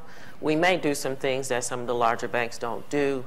There may be some underlying reasons why we do that and take a little extra risk, but we are still a bank, so we still have to be concerned about the profitability in the portfolio and that we don't take on too much risk.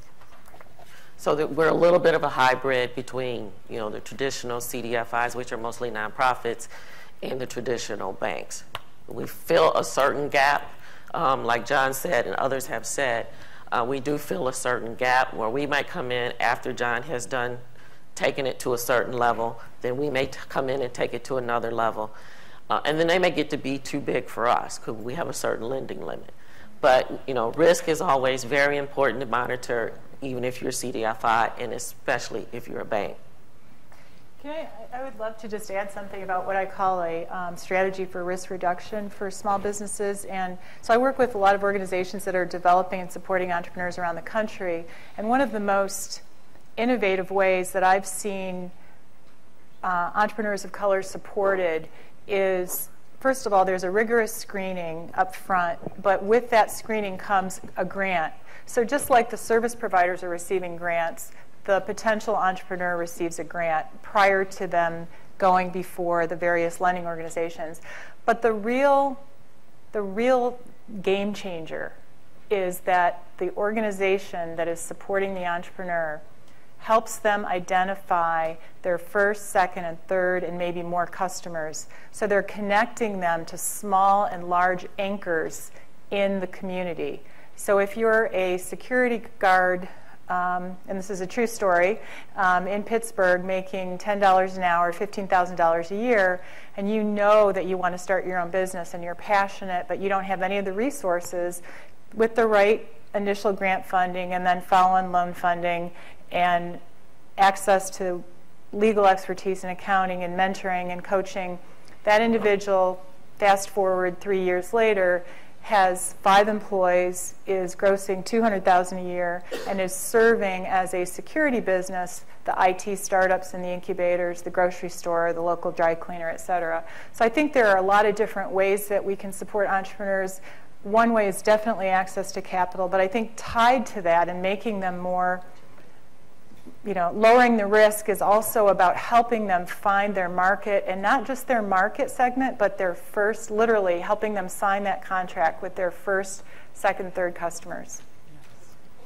So for Nicole, and now I'm reading questions. Again, these are not my questions. For Nicole, there's a belief that minority funding groups or groups associated with funding minorities are window dressing and a big part of the problem.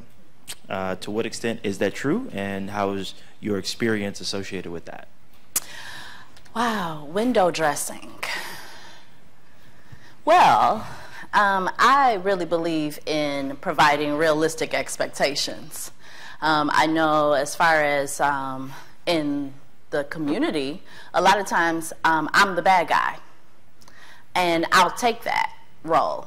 I'll be the one to have to tell you that this isn't a good idea, or I might have to tell you what your reputation precedes you, how you have communicated yourself in the community so far, because I am connected with the community. So I'm sitting there and I'm going to tell you the truth about your business.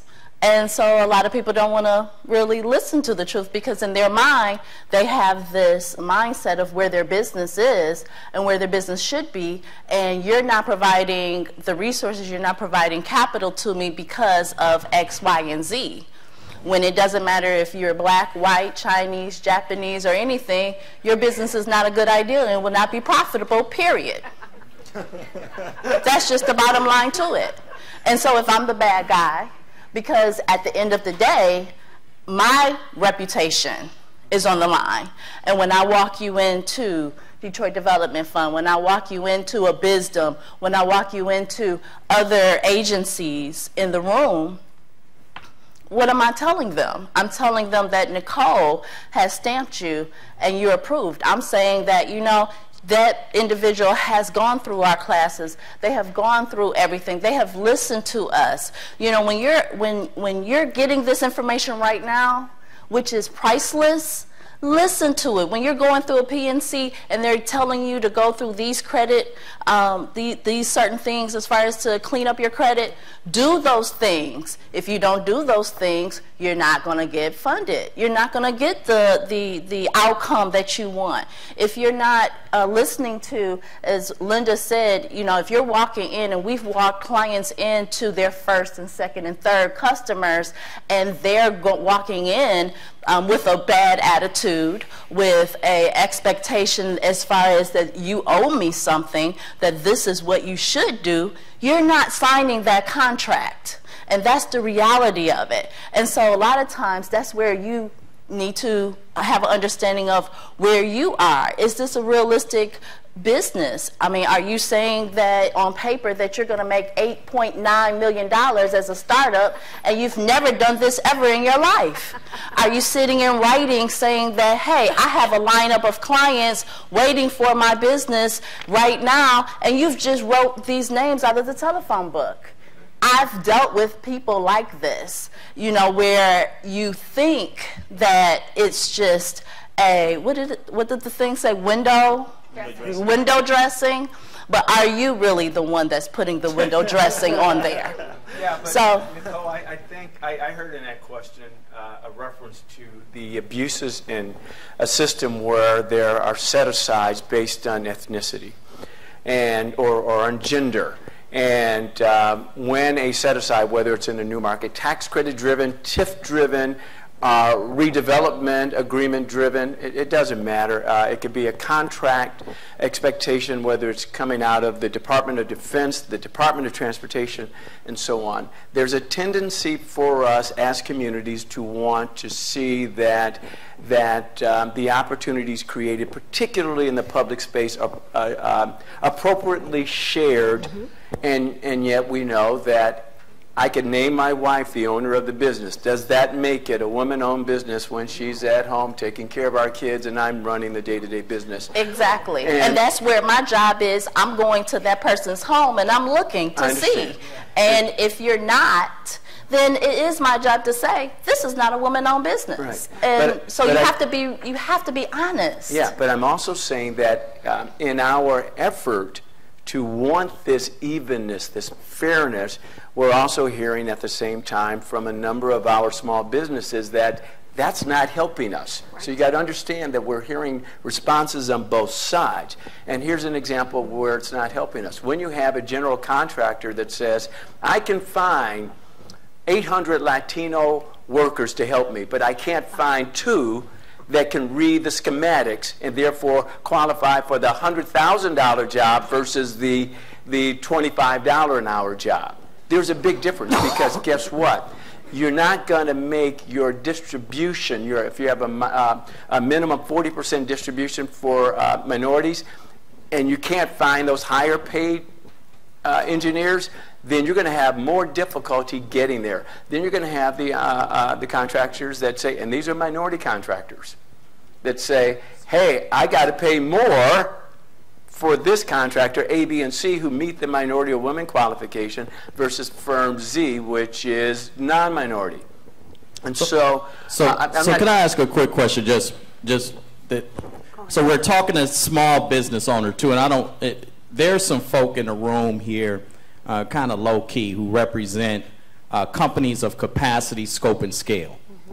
So when you think about even here in Michigan, out of Black Enterprise Magazine's top 100, 26 of those firms exist here in the city of Detroit, representing probably about $16.8 billion in total revenue.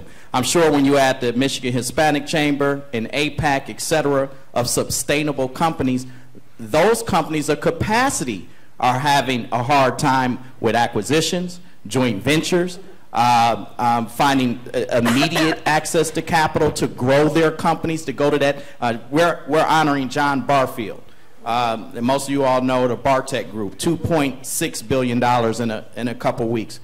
He wanted to jump from a $2.6 billion company to a $16 billion company. How do we now take companies of capacity and scale and grow them, because they can hire some of the smaller businesses?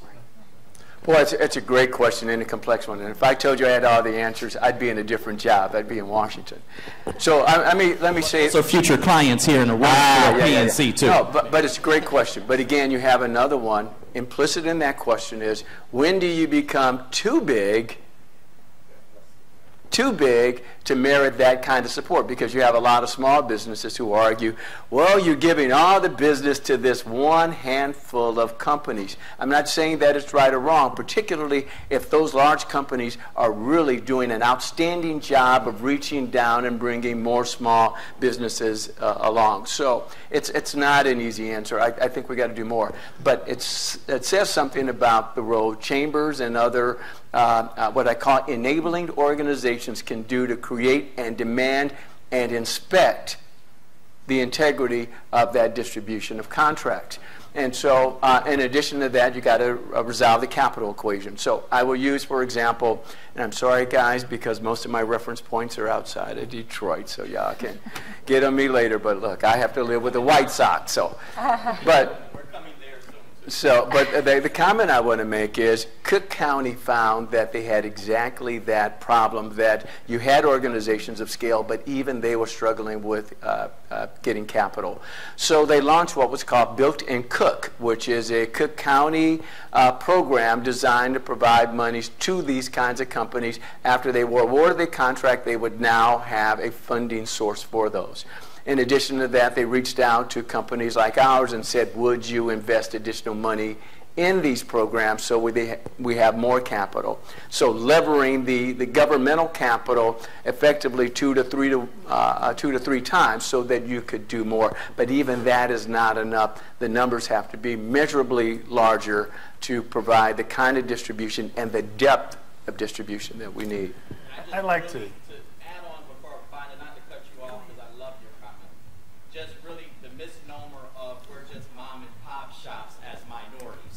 And I wanted to erase that kind of connotation and conversation as drifted in just that startup conversation. Detroit has a long history as leading the country with sustainable, profitable businesses, and they're not getting capital. Folk who, everything can show you the W-9, can put the tax returns on the table, the credit, et cetera. They're not getting capital. And I think Tony talked about it earlier in his comments around making sure that you have that advisor group with you and have an experienced banker, and so did Darren. So one of the things I think we do well is around when we're talking to those companies of scale and saying, really, let's look at the joint venture that you're coming for additional capital for, and is it even? And really being honest about it, having seen more of those deals, maybe not with a minority contractor, and saying, I've seen these deals before, and it doesn't look as even as it should be. And really encouraging them and giving them some leverage to say, I can get this deal done, I can get the financing, but the bank is saying, I really do need a true 51% interest in it. And we've seen that, and we actually partner with one of our minority-owned banks in the city of Detroit, First Independence. We actually partner with them when they go and access larger contracts to provide financial services. And we actually have to spin our internally and say, is that really a benefit to First Independence? And if it's not, we shouldn't be providing that set of services or delivering that proposal in a way that truly does not benefit our true partner. And so one of it is around having that good, boardroom or kitchen cabinet that says, let's look at this and do some more research on it. But as bankers, when we're in the transaction, we do owe it, and we're accountable to our customer to be an advisor to say, here's how the deal should look to benefit you if you're on the hook for it and you have to sign for it. And you got to listen to your bankers in that space. When we talk about scale, those are usually our customers. That's the 90% that we're financing, but we've seen those deals time and time again. And you really have to ask your banker, is this the right look for me? And if they say nope, let's keep nailing it down. I can't tell you the number of times I've had a customer come in and say, I've got a great purchase on a new building, and it's way out of market. And I go, you need to go back and tell that landowner that you want a different deal. And they keep coming back saying, well, this is the best he can give me. And we keep pushing our customer back to say, get it down some more. Let's get an appraisal and go back with the appraisal. It's about making sure that you get the right deal and listening to all of your advisors, whether it's your attorney, your CPA, or your banker. Make sure that you're getting the right information from those people that's seeing this business done every day. Can I add to that just quickly? I mean, this is the good stuff, right? When we're really getting into some of the real issues. So part of that last question that I heard about window dressing, I want to come at that a little bit differently and then piggyback on Ken's comments. So like many on the panel, I also travel across the country working with different groups. And here's a reality. The vast majority of minority assistance organizations are not geared to do the kind of deals that Ken's talking about. Don't have the resources to bring on the kind of expertise to do the kind of deals that Ken is talking about. So when we start talking about mergers and acquisitions, joint ventures, raising venture capital and private equity, that's a different set of skills and expertise. Now, there's an organization, just for the sake of models, based in Minneapolis called MEDA, Minneapolis Economic Development Association. And they have a very unique model whereby this is an assistance organization that has figured out a way to partner with 250 corporate volunteers in their community. And because of that collaboration, that assistance group can do any sort of deal that walks in that door. That is not the norm. And when you go into most kind of assistance groups, you do not have the expertise on staff or even often the resources to contract the resources to do more sophisticated transactions. And just to add to that a little bit more, I was at a meeting, and I'll leave the city out, but it was a gathering of some of the largest minority companies in that particular region. And there was a discussion about equity capital. And there was a gentleman who was kind of on the hot seat answering questions about equity capital, and the various entrepreneurs who were all at least anywhere from $5 million in sales to about $100 million in sales. And so the question was asked of the equity provider, well, if I can go to the bank and get a deal for about 8%, why would I ever come to you for your 20% and better? And the question itself raised the lack of understanding about equity capital. Because if you can, in fact, go to the bank and get an 8% loan, you go do that. Equity capital and debt are very different products for very different purposes. And so there is a lack of understanding, even for more sophisticated and more scaled entrepreneurs around the equity capital side. And that is a very big gap in minority business across this country. But Darren points out something. There's a balancing act. There's a tendency to look at the amount of debt that what we call debt capacity is relative to a number of traditional metrics, one of which is the relationship between debt and equity. And it varies based on the industry. So you're absolutely right. To grow your company, you have to grow it proportionately, and that may translate to your needing to sell equity in your business in order to increase its overall debt capacity, with this expectation that do you make more as a billion-dollar company owning 70% than earning 100% of a much smaller enterprise. And you're right, there's some education that needs to take place, particularly with entrepreneurs who tend to be entrepreneurial and don't want to give up anything. But it is a balancing act, but I hope we see more of those, because we can work with those. I think Fifth Third and I would be very happy to sit down and have that conversation. Right. And we make a lot of money in the mergers and acquisition and growth business, but we don't see as many of those as we see those companies that are in between, not quite ready for traditional equity markets. And you might mention, for example, what are the kind of growth metrics, because it tends to be a growth metric, that equity partners want to see before they get interested. So I want, unless someone's jumping in, I want to take that benchmark and metrics piece and redirect it towards specifically the community development layer. Okay. Vicki, if you just sort of thought out of the box, what are the benchmarks, what are the measures of success and impact for your capital at risk? Okay, so that's sort of a two-part question, sort of what is success, and then what is success in the context of community impact? Is that? Hopefully success and impact are synonymous. Yes, they are. I would say we have very specific criteria, which I didn't mention, around the kinds of impacts we're looking to achieve with our loans. So folks up here have talked about job creation, top of our list. As I said, we're really looking to use our ability to make 7A loans in communities and to borrowers who've had trouble accessing credit. So we're specifically targeting low-income communities. We're specifically targeting business owners of color, women, and veterans. And we have metrics around job creation. We also look, we'll take into consideration environmental factors. So if yours is a green business, that's another helpful characteristic. But we're really, and there's certain geographies that we're very focused on, which relate to our role as a CDFI. So, and we're specifically have goals around wanting to serve certain, as I said, certain populations. But so for success for us is really achieving the ability to deliver the capital to those businesses that help us meet our impact criteria and our mission, which is really to strengthen the lives of individuals and distressed communities through innovative finance. So now I'm going to circle back. Yeah. So did I answer the question? Yes. The second part is, how does that product change and update real time based on the development of the community? Well, that's why I said we're in a learning phase. You know, I've been here. This is my 4th trip since February. Okay, so I'm now, Detroit's my new second home. The way that changes is as we get to know the community, and I think we've talked about some of the issues, like we've heard about the equity gap.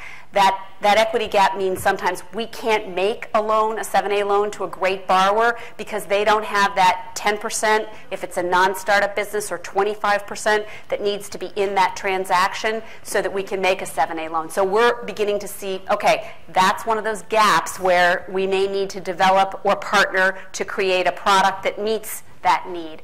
We're also hearing about, we've had conversations with folks in Detroit around this notion of anchor strategies, where you get supply chains that are companies, whether they're janitorial or landscaping or laundry facilities or catering, and they're plugging themselves into one of these supply chains so that they've got a series of contracts. It's a great way to make sure you've got that first, second, and third customer, and so you're starting to build. But they have a huge working capital need, and we notice that's not being met. And we know that we don't know, not to quote Don Rumsfeld here, but we know we don't know what we don't know. So I think the product development would come out of getting to know the landscape better here, not duplicating what's being done, that's not our role, but complementing what people are doing, and then talking with the philanthropic community and using our own ability to raise resources to say, okay, here's a real need in Detroit, we're going to do it,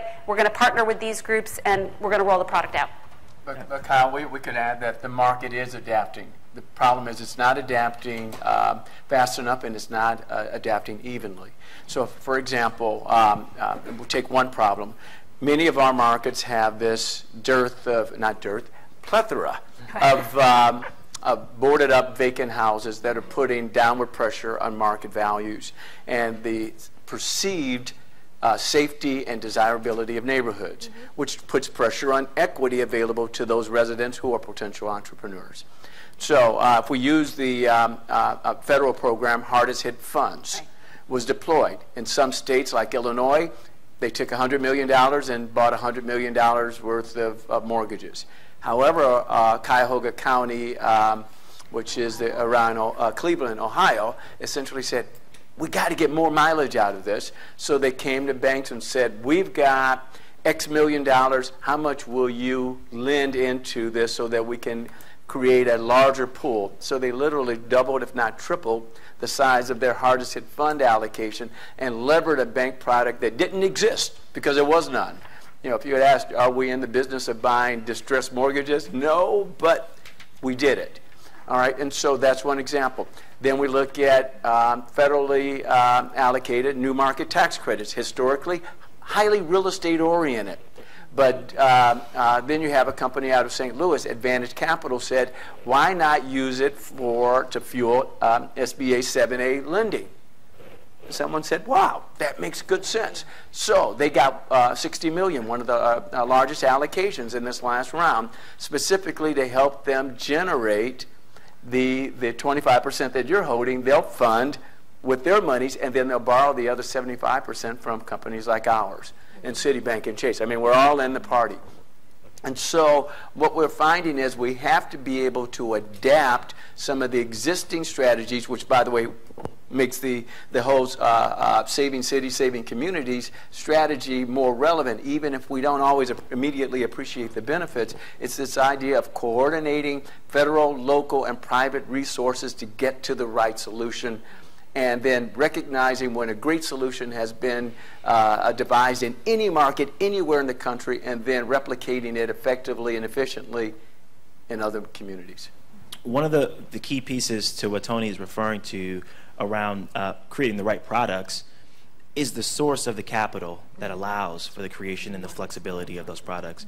Bina, can you talk a little bit about your experience in and around CRAs and how those have helped shape products that have been successful?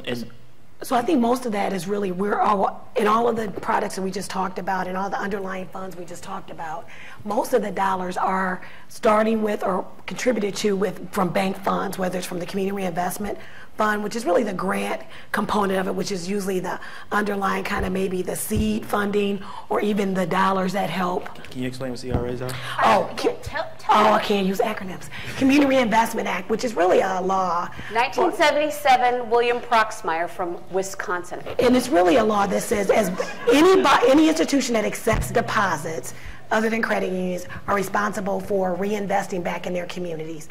And probably in the late 1995, Bill Clinton, they switched the law. So, and I used to be a bank examiner, so I can attest to this. So I used to go into banks and say, okay, how are you doing for community reinvestment? I give you a rating, substantial noncompliance to outstanding. And I would have banks that actually created great programs that nobody utilized, and I gave them credit for it because at least they put the effort behind putting a program together, whether it's really responsive to the community needs. If nobody utilized the program, maybe not. But then in 1995, they changed the regulation so that it really assesses the bank's activities and to ensure that we're actually implementing and ensuring that those products and services are responsive to the community needs. So we're evaluated every 12 to 24 months on our lending activity, both for mortgages and low moderate income tracts and to low moderate income borrowers and to small business owners and high minority tracts, low moderate income and low moderate income tracts, as well as our investments, which is our charitable giving, and our investments in funds like new market tax credits, low income housing tax credits, CDFI funds, all of those different funds, and then where our branches are accessible to our communities and how we volunteer in the community. And so all the banks, whether if you accept deposits as a financial institution, you're responsible for being assessed that way. And that really does allow us to put really true meat around our programs. And I can say, having been on both sides of it, that the impact we see under the new CRA regulations do actually measure banks' actual results versus putting a pretty bow, or what we talked about, window dressing on programs.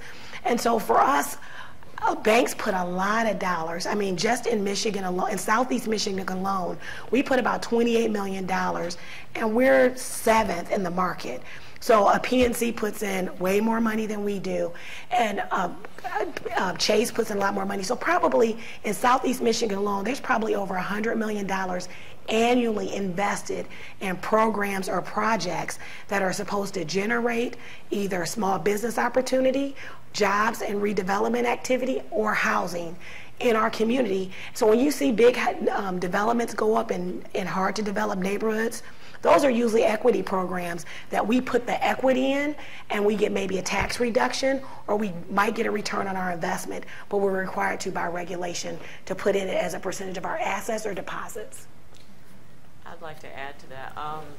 When it comes to CRA, as a community development bank, most of what we do is mission driven, and our mission is to deploy monies mostly inside the city of Detroit or inside Wayne County especially, back into revitalizing neighborhoods, providing safe and affordable housing, creating jobs. That's the mission of the bank. And because of that, of course, we don't worry too much about CRA because most of what we do qualifies.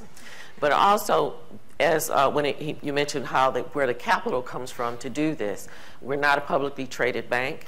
Our capital actually comes from other financial institutions, large institutions like Bank of America, Chase, invested in our bank so that the actions that we take actually helps their CRA credit.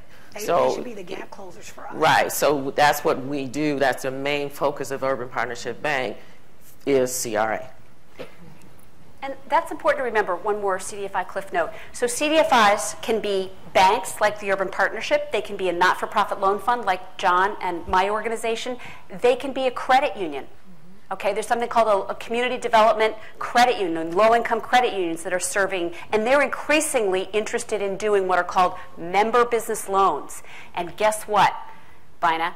If it's less than $50,000, it's not really deemed to be a business loan, so their regulator kind of turns a blind eye. So that could be another source of to augment your micro-lending pools of funds here.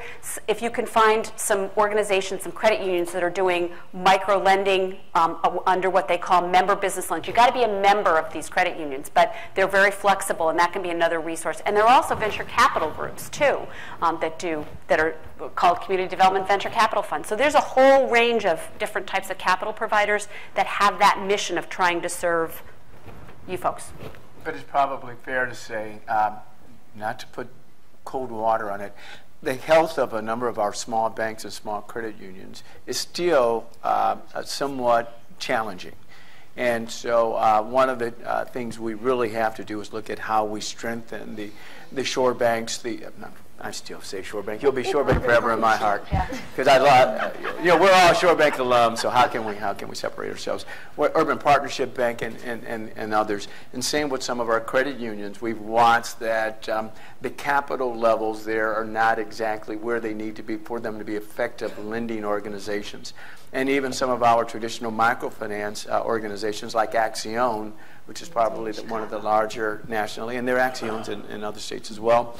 They recently increased their loan limits to $100,000 after a history of being around 35 to 50, reacting to the needs of small businesses, which are saying, $15,000 to $25,000 is not going to do what we need. But ultimately, we get to what are the kind of solutions that we as lenders can do to help strengthen communities at the small business level, and particularly in partnership with local government.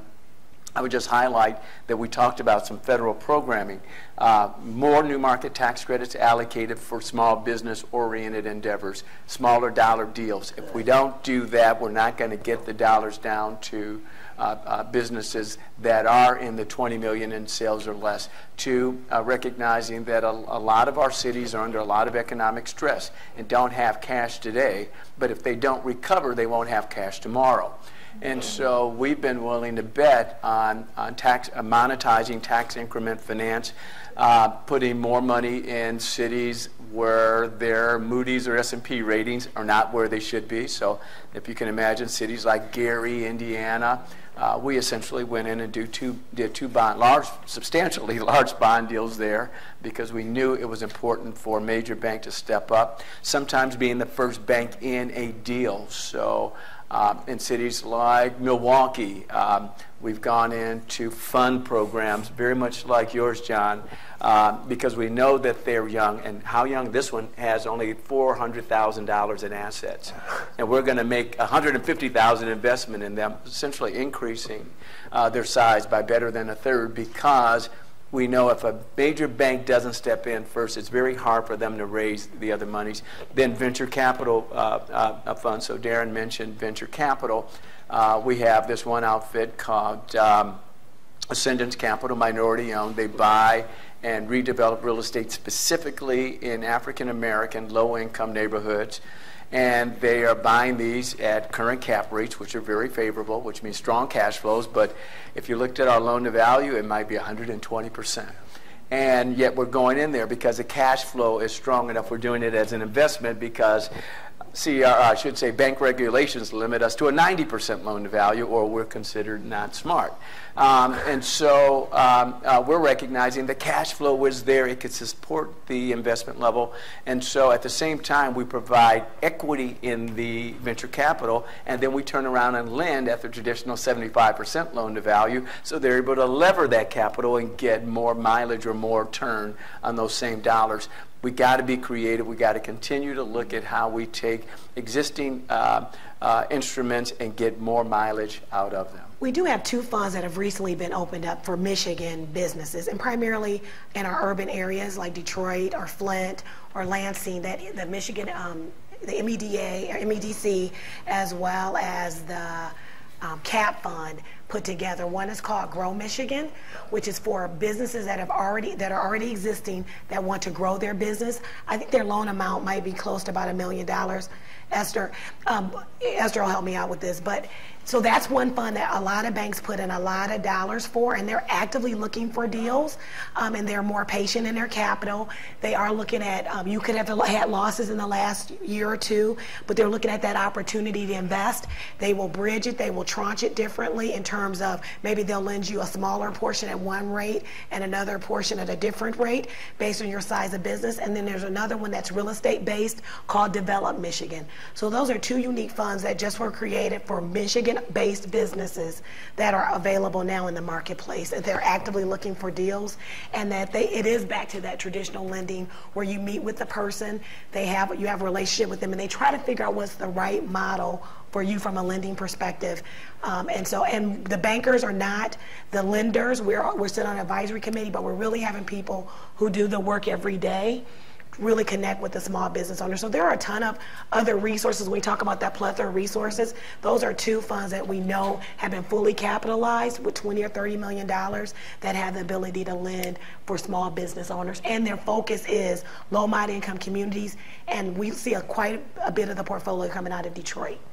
So the source of capital up here around CRAs, banks, and all those products are associated with that source of capital. It allows for the flexibility, allows for the strategic element of it.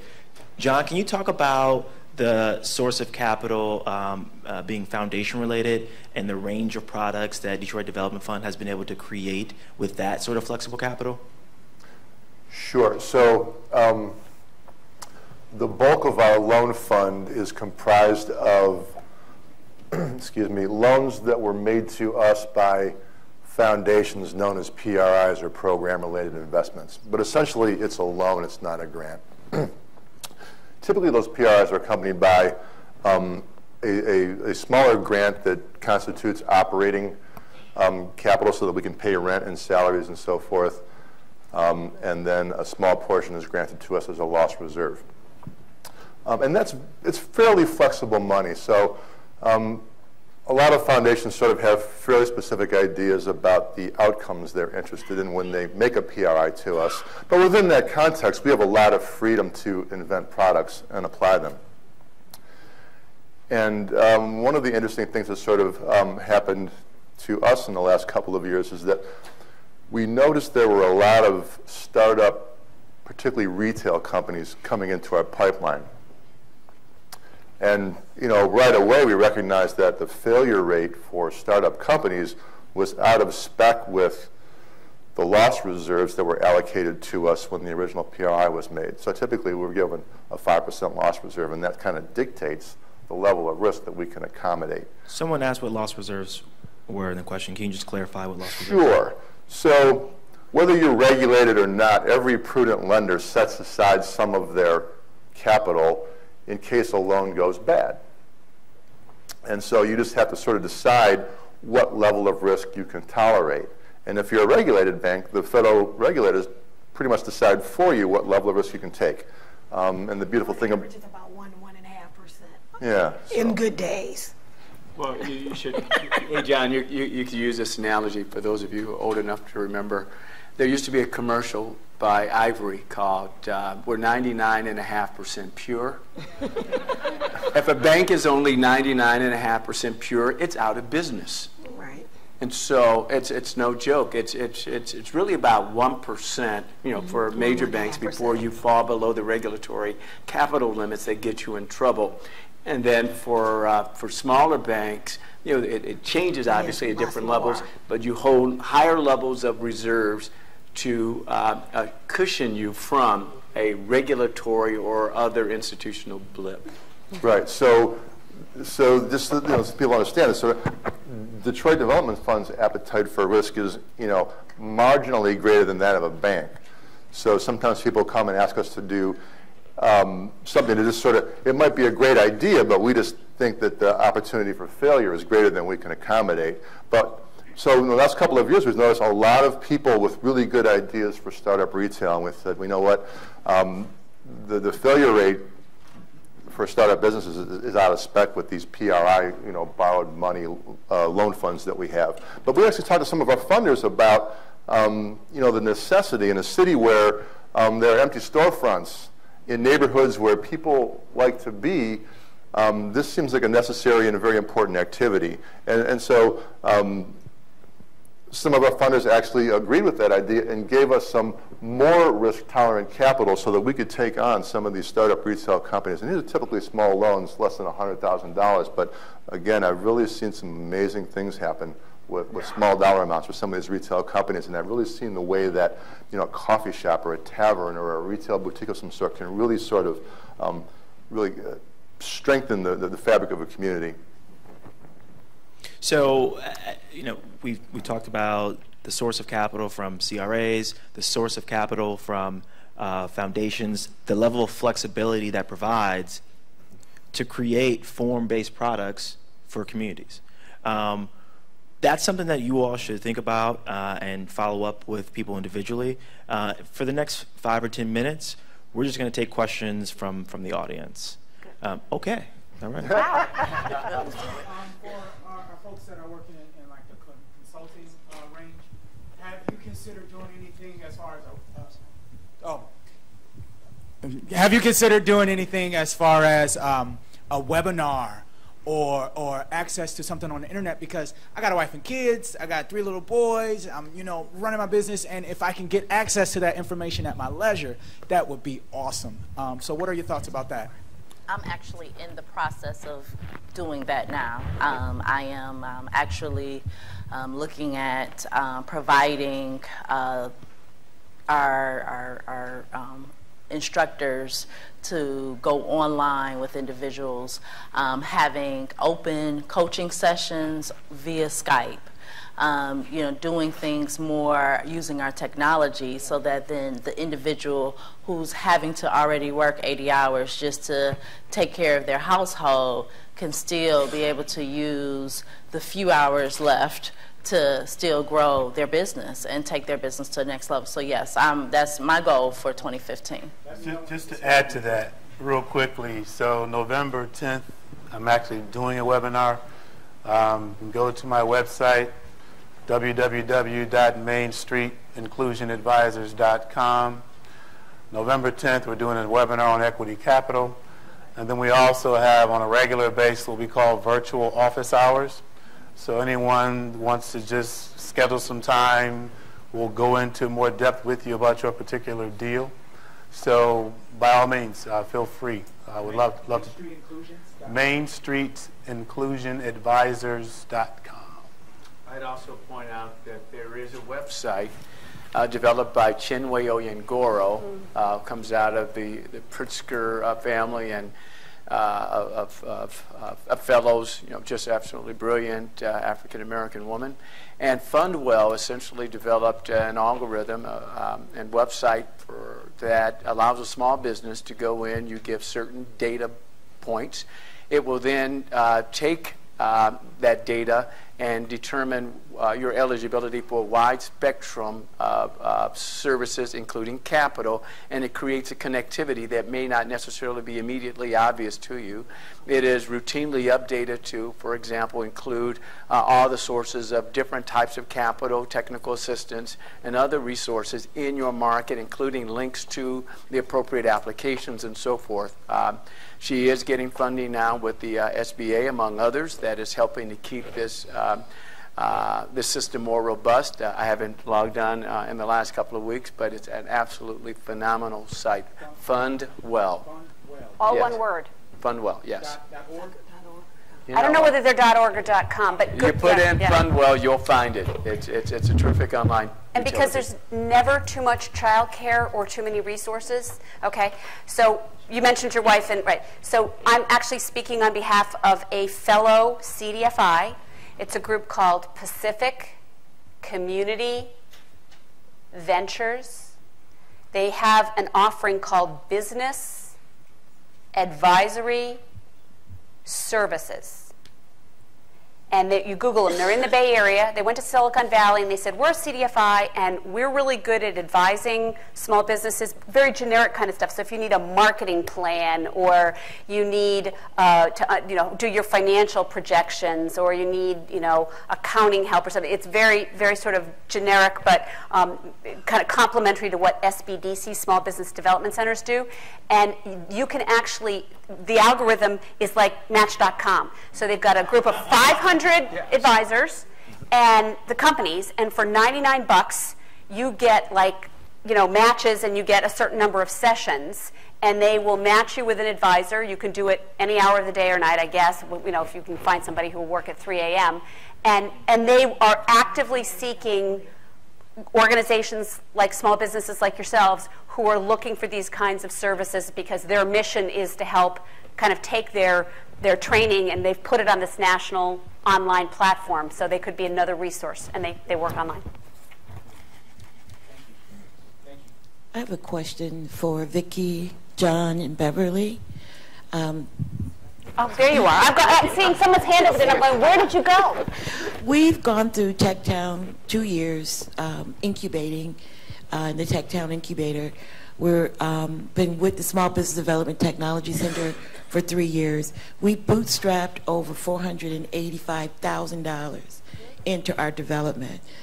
We just opened a new tech center. We were just endorsed by the U.S. Department of Commerce for our model. We've not been able to find any funding in the city of Detroit to assist us with our vision. We had David Carroll with Quicken Loans. They came in, and they've given us free rent. But that's the essence of what we've gotten. So my question is, I'm an African-American female. We do IT workforce development training. I think we've hit all the markers, Vicki, that you stated. How do we apply for your funding? Okay, he's right over there. Aunt Andre, raise your hand. we come with our lenders. So absolutely see one of us after the conversation, after the panel discussion, and we can talk about our process. And right before this question comes up, because we're going to jump right to her. No, you can keep standing. Let's keep on the front burner the idea that she shouldn't have to come to you the incentive structure should be there for you to find her. Right, and let's. I got on an airplane in Boston, and I flew here. So yeah, I'm looking for. I'm coming. If you see me on the sidewalk, on Woodward Avenue, going looking for small business owners, know that I'm here, and I will not tell you. I've had dinners at friends' houses every time I come to Detroit. In fact, I was looking for Jason because my dear friend, and I don't know if any of you know Elizabeth Garlow, she ran something called Michigan Core, and they did a statewide social enterprise. So some of you small businesses are also doing good social things and good environmental things. So every time I go anyplace, she's going to die when she hears this. She's at Princeton now. I write, okay, here's the group I'm going to see next week. Who do I talk? And she does. She goes, Jason, very friendly. You can use my name. So we are coming. Just help us find you. I've got my flashlight out and I'm looking for you. God bless you for bringing the water to the desert. Well, I'd just like to add to that. I mean, we need to be able to find each other. It has to go both ways. And it's functions like this that help. I have to say that I don't even know half the people that are on this panel. I definitely don't know most of the people in this room, but I've been lending in Detroit for like 10 years. And so we have to find ways, find opportunities to connect whichever way that we can. Thank you, Federal Reserve Bank of Chicago. Good morning. I'm Perry Mehta from FutureNet Group. I would like to echo my friend Ken, what he said, and what Vicky, you said, it exactly goes into the direction what Ken was against about. Vicky is coming out from Boston in Detroit, walking on the Woodward Street and looking for a small business. When the question comes out in Detroit, the minority ethnic community, that means we supposed to be as labeled small or startup companies. No, I agree, Ken, very well. There are several very good, mature, successful companies. Yeah, there are probably few well on the fingertip that you can count all the way on the billion-dollar aspect of the industry. But there are several mature, mid-sized market minority and ethnic community have successfully grown into the average of $50 to $200 million. Unfortunately, and yes, I was in Boston, Vicky, last week, Inner City 100 yes. From a Harvard Business School. 5 Detroit companies were ranked as the fastest growing top 100 company in the inner city throughout the country.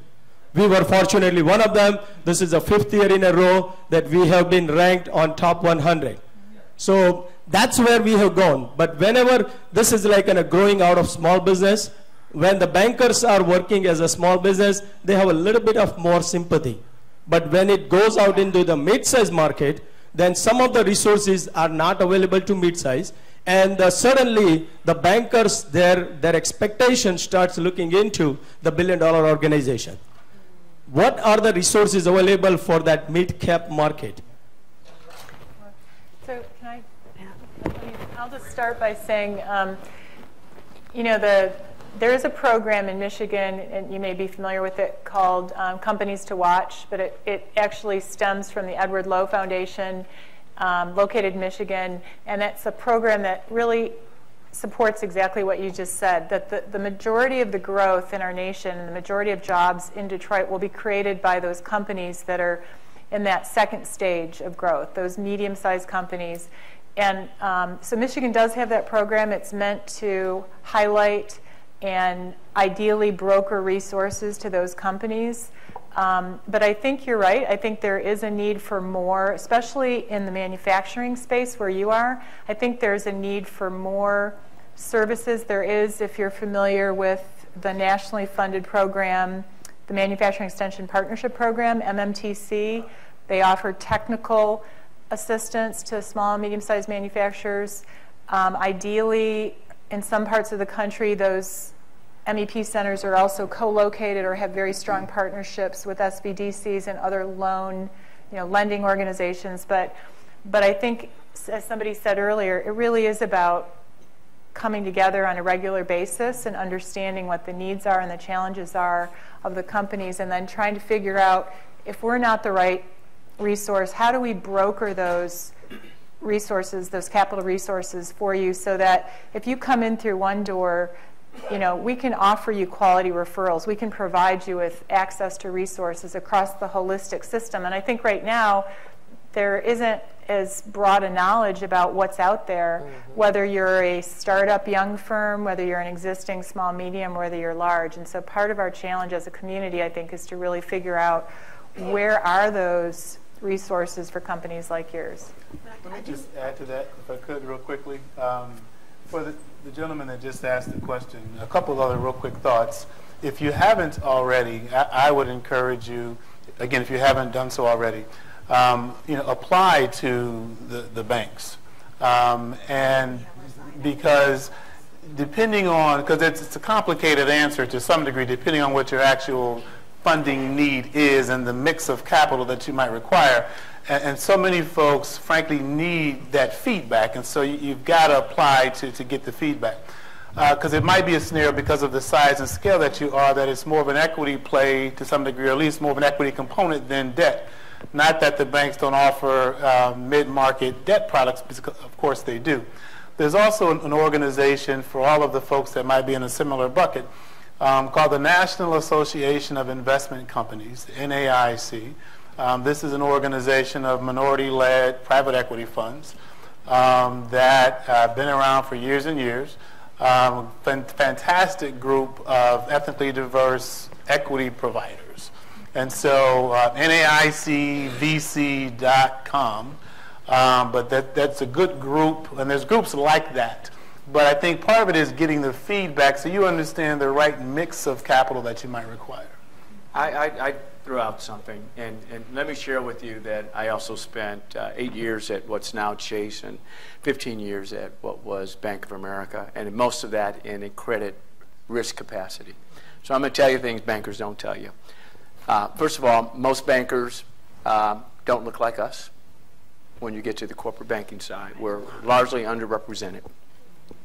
Two, there's a tendency for people to call on companies that look like us. All right? Which means you're underrepresented on the banking side and you're not represented well on the business development side. And yet money is green.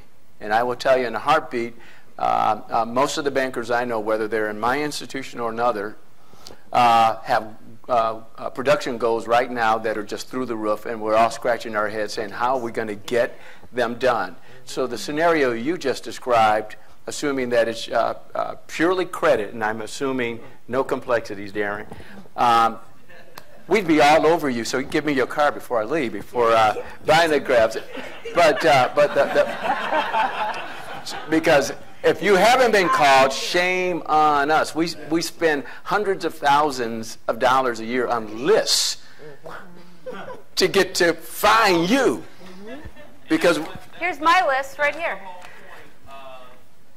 These companies exist in the memberships of APAC, the Michigan Hispanic Chamber, and the Black Chamber, economic agencies and advocacy organizations with hundreds of members that fit his scale and description. You guys should be working. We don't disagree, but I do think that Darren makes an important observation that you could walk into a bank, think you've talked to the bank, and you have talked to the wrong person. Yeah. That's right. All right? And so, and unfortunately within our industry, and particularly as companies get larger, there's not the appropriate level of connectivity. And if you get the wrong person, they're not going to know how to migrate you to the person who can get you an answer.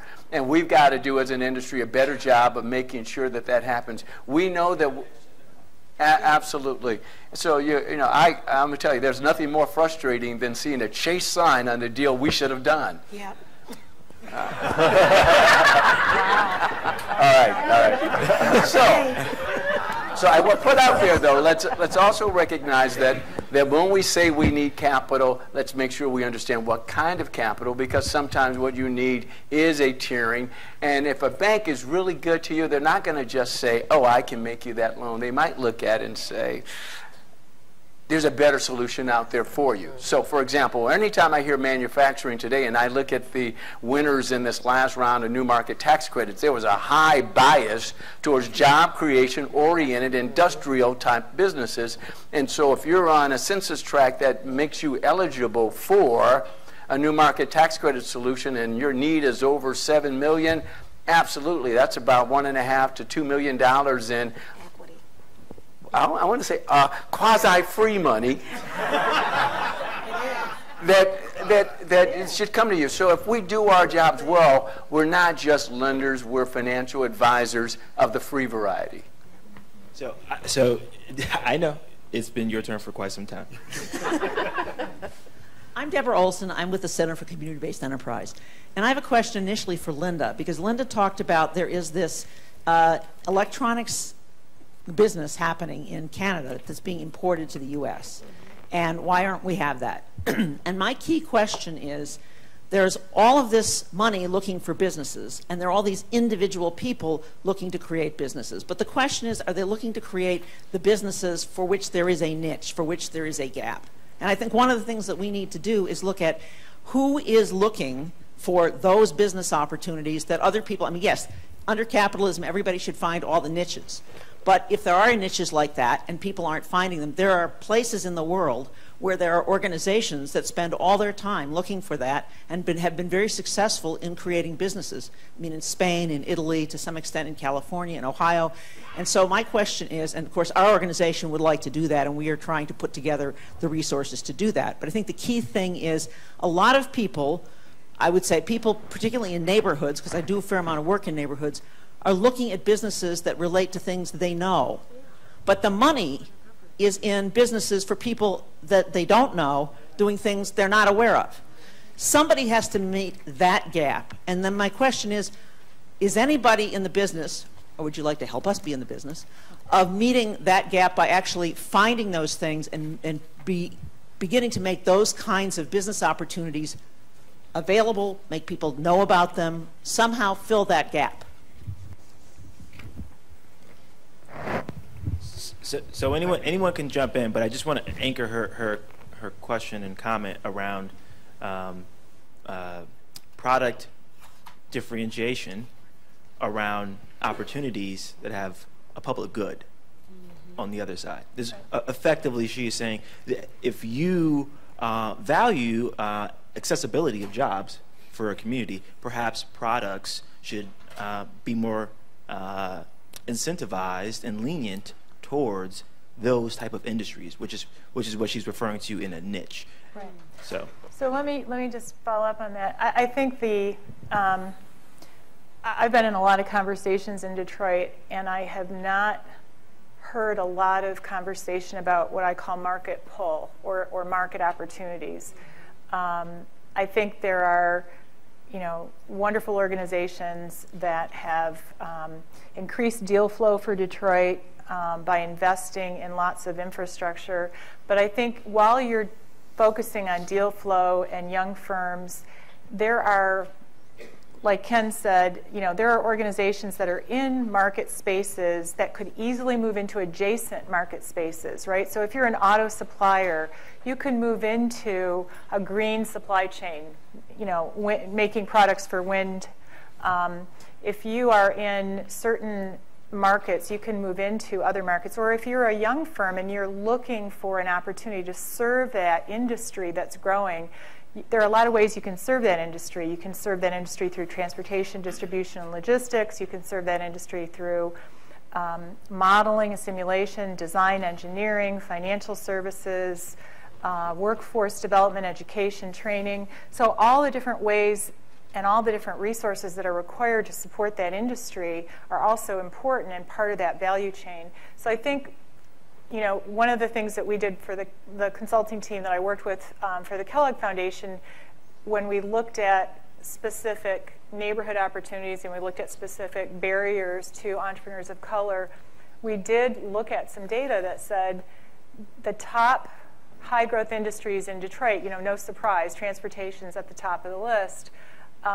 As you begin to look at those high growth industries and then you begin to deconstruct and look at what are the supplier industries that are required to make them successful, and you start to see that we have really amazing competitive advantages in Southeast Michigan because of our manufacturing DNA. When you start to look at that and you start to see where the OEMs that are purchasing things locally, you know, the opportunity is to have a conversation with them, you know, to sit them down in a room with financial folks and small businesses and entrepreneurship support organizations to say, okay, what's missing? What are your gaps? Is it skilled workforce? Is it access to automation tooling? Is it access to testing certification? What's missing?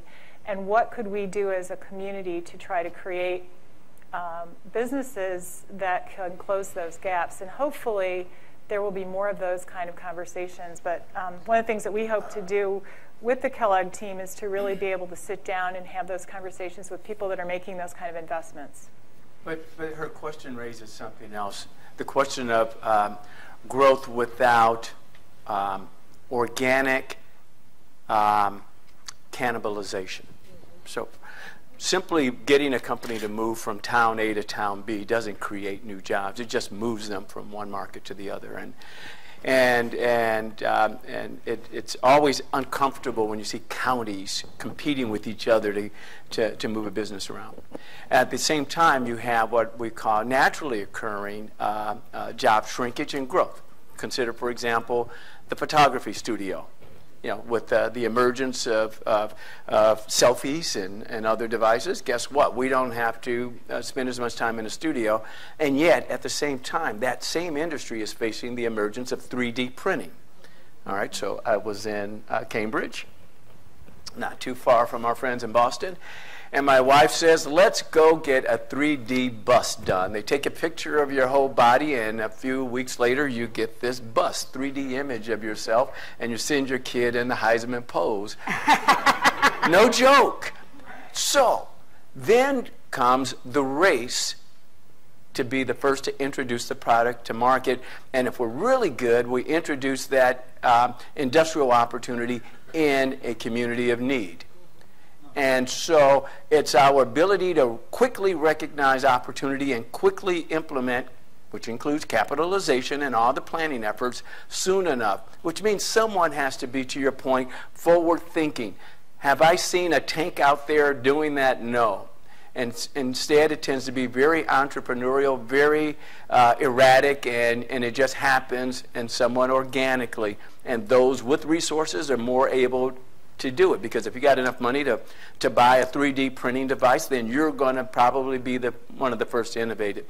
If you have the ability to train folks to repair wind turbines and you're in a market that is very open to implementing those, then guess what? You're going to have the strategic advantage, at least in the short run. The sustainability of the advantage is still to be fleshed out. So it's a great question, I think one that ought to be perpetually on the minds of our community development organizations, asking how do we get a lead on the innovation curve, and more importantly, or equally important, how do we attract those businesses to areas of need and provide them with the kind of support needed to make sure that they're successful, particularly in the ramp-up stage?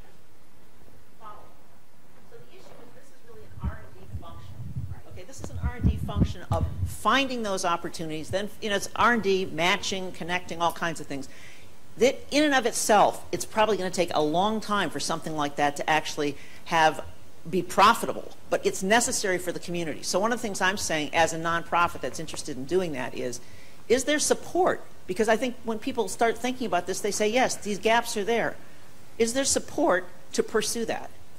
So yeah, if I could add to that, I mean, that's actually at the core of what we're attempting to accomplish with our organization. So practically what that looks like is we are purposefully looking to connect, and we just kind of bucket them as mainstream organizations, but your nation's incubators, your offices of technology commercialization at universities, research labs, all of the kind of think tanks that often birth these ideas that, quite frankly, people of color hardly ever hear about until that idea is often birthed.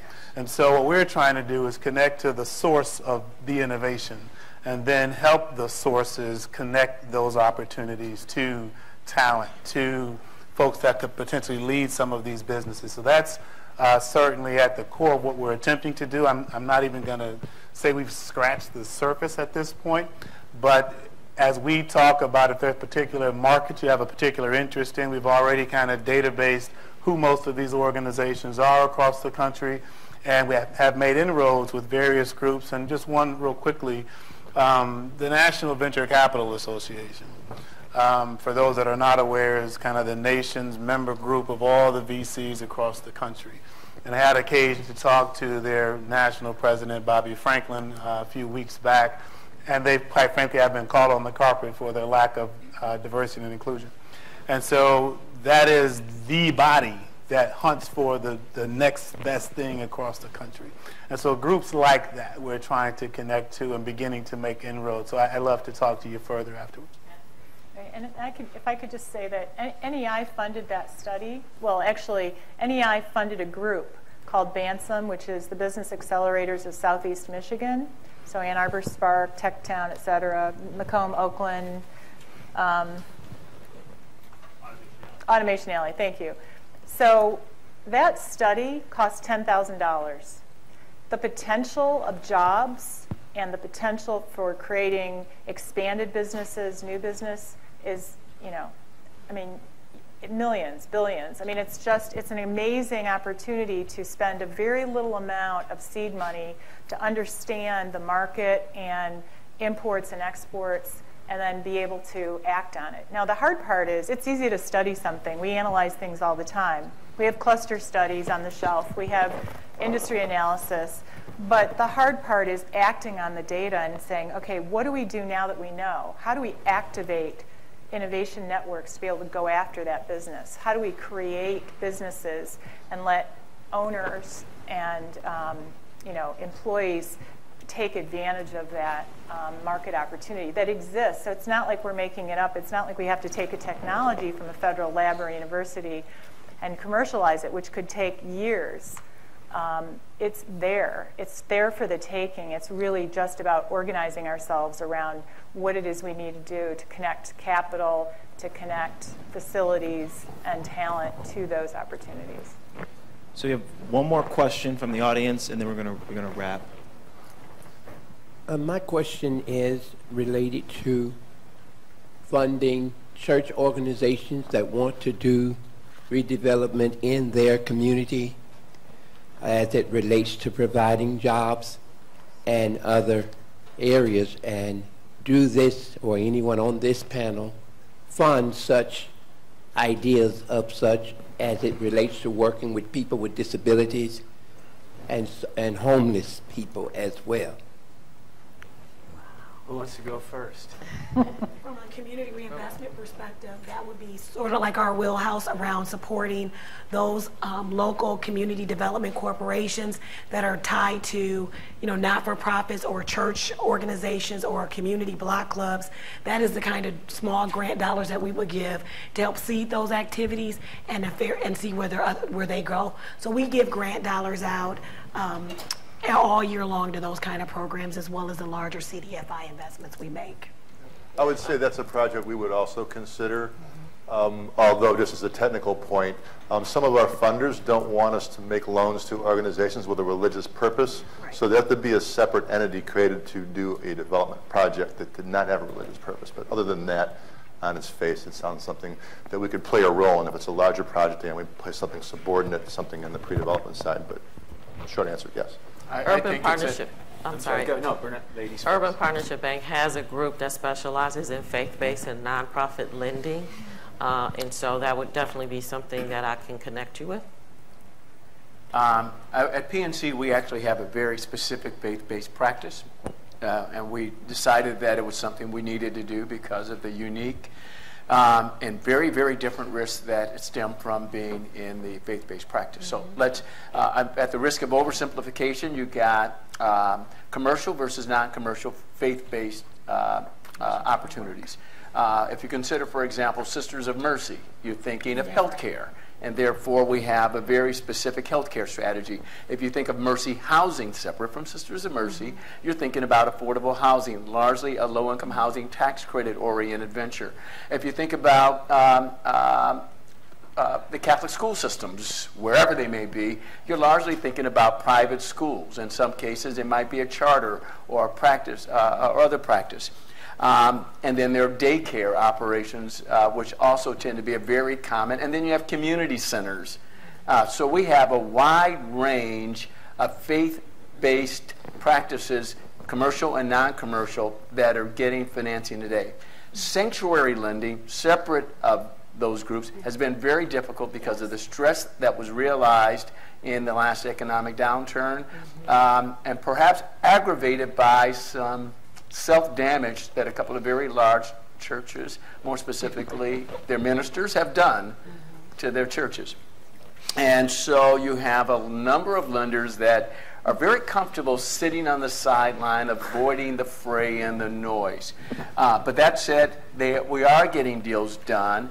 And so we got to get smarter as a faith-based sector, saying, here is our commercial operation. Let's keep it separate from our, for lack of a better term, our sanctuary operations. And then you clear out a lot of noise, and you get categorized by what we call a NAICS code, which is an industry code that we apply to every business. And then you get treated in a commercial a channel versus a church or temple or other channel.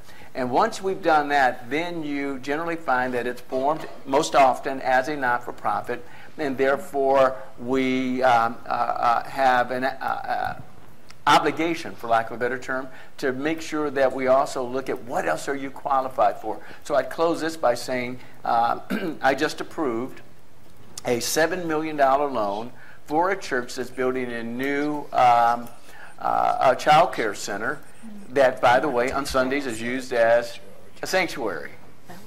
All right?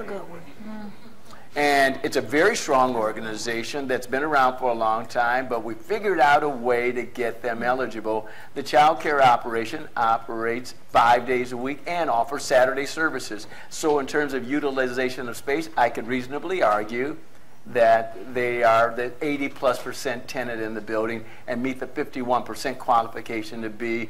They are the owner-occupant. We got to be creative about these things and just recognize the reality.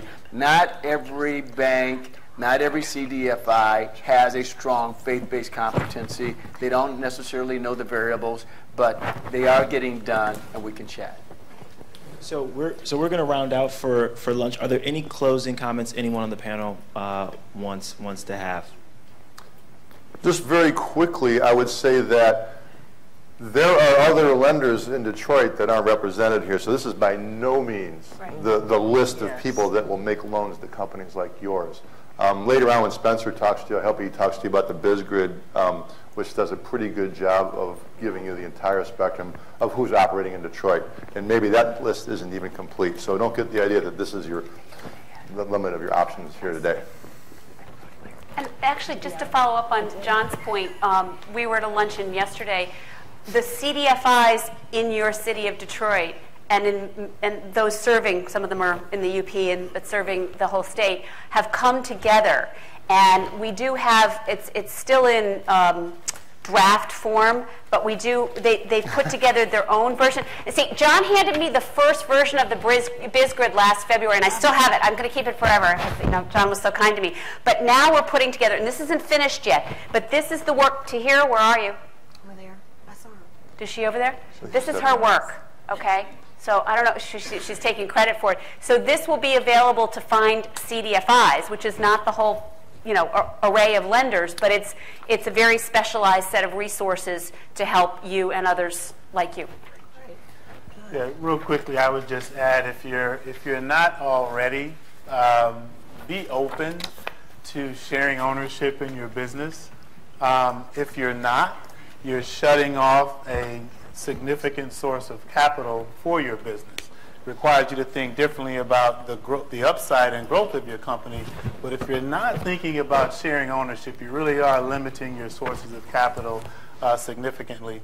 And secondly, know your competition cold, locally, regionally, and nationally.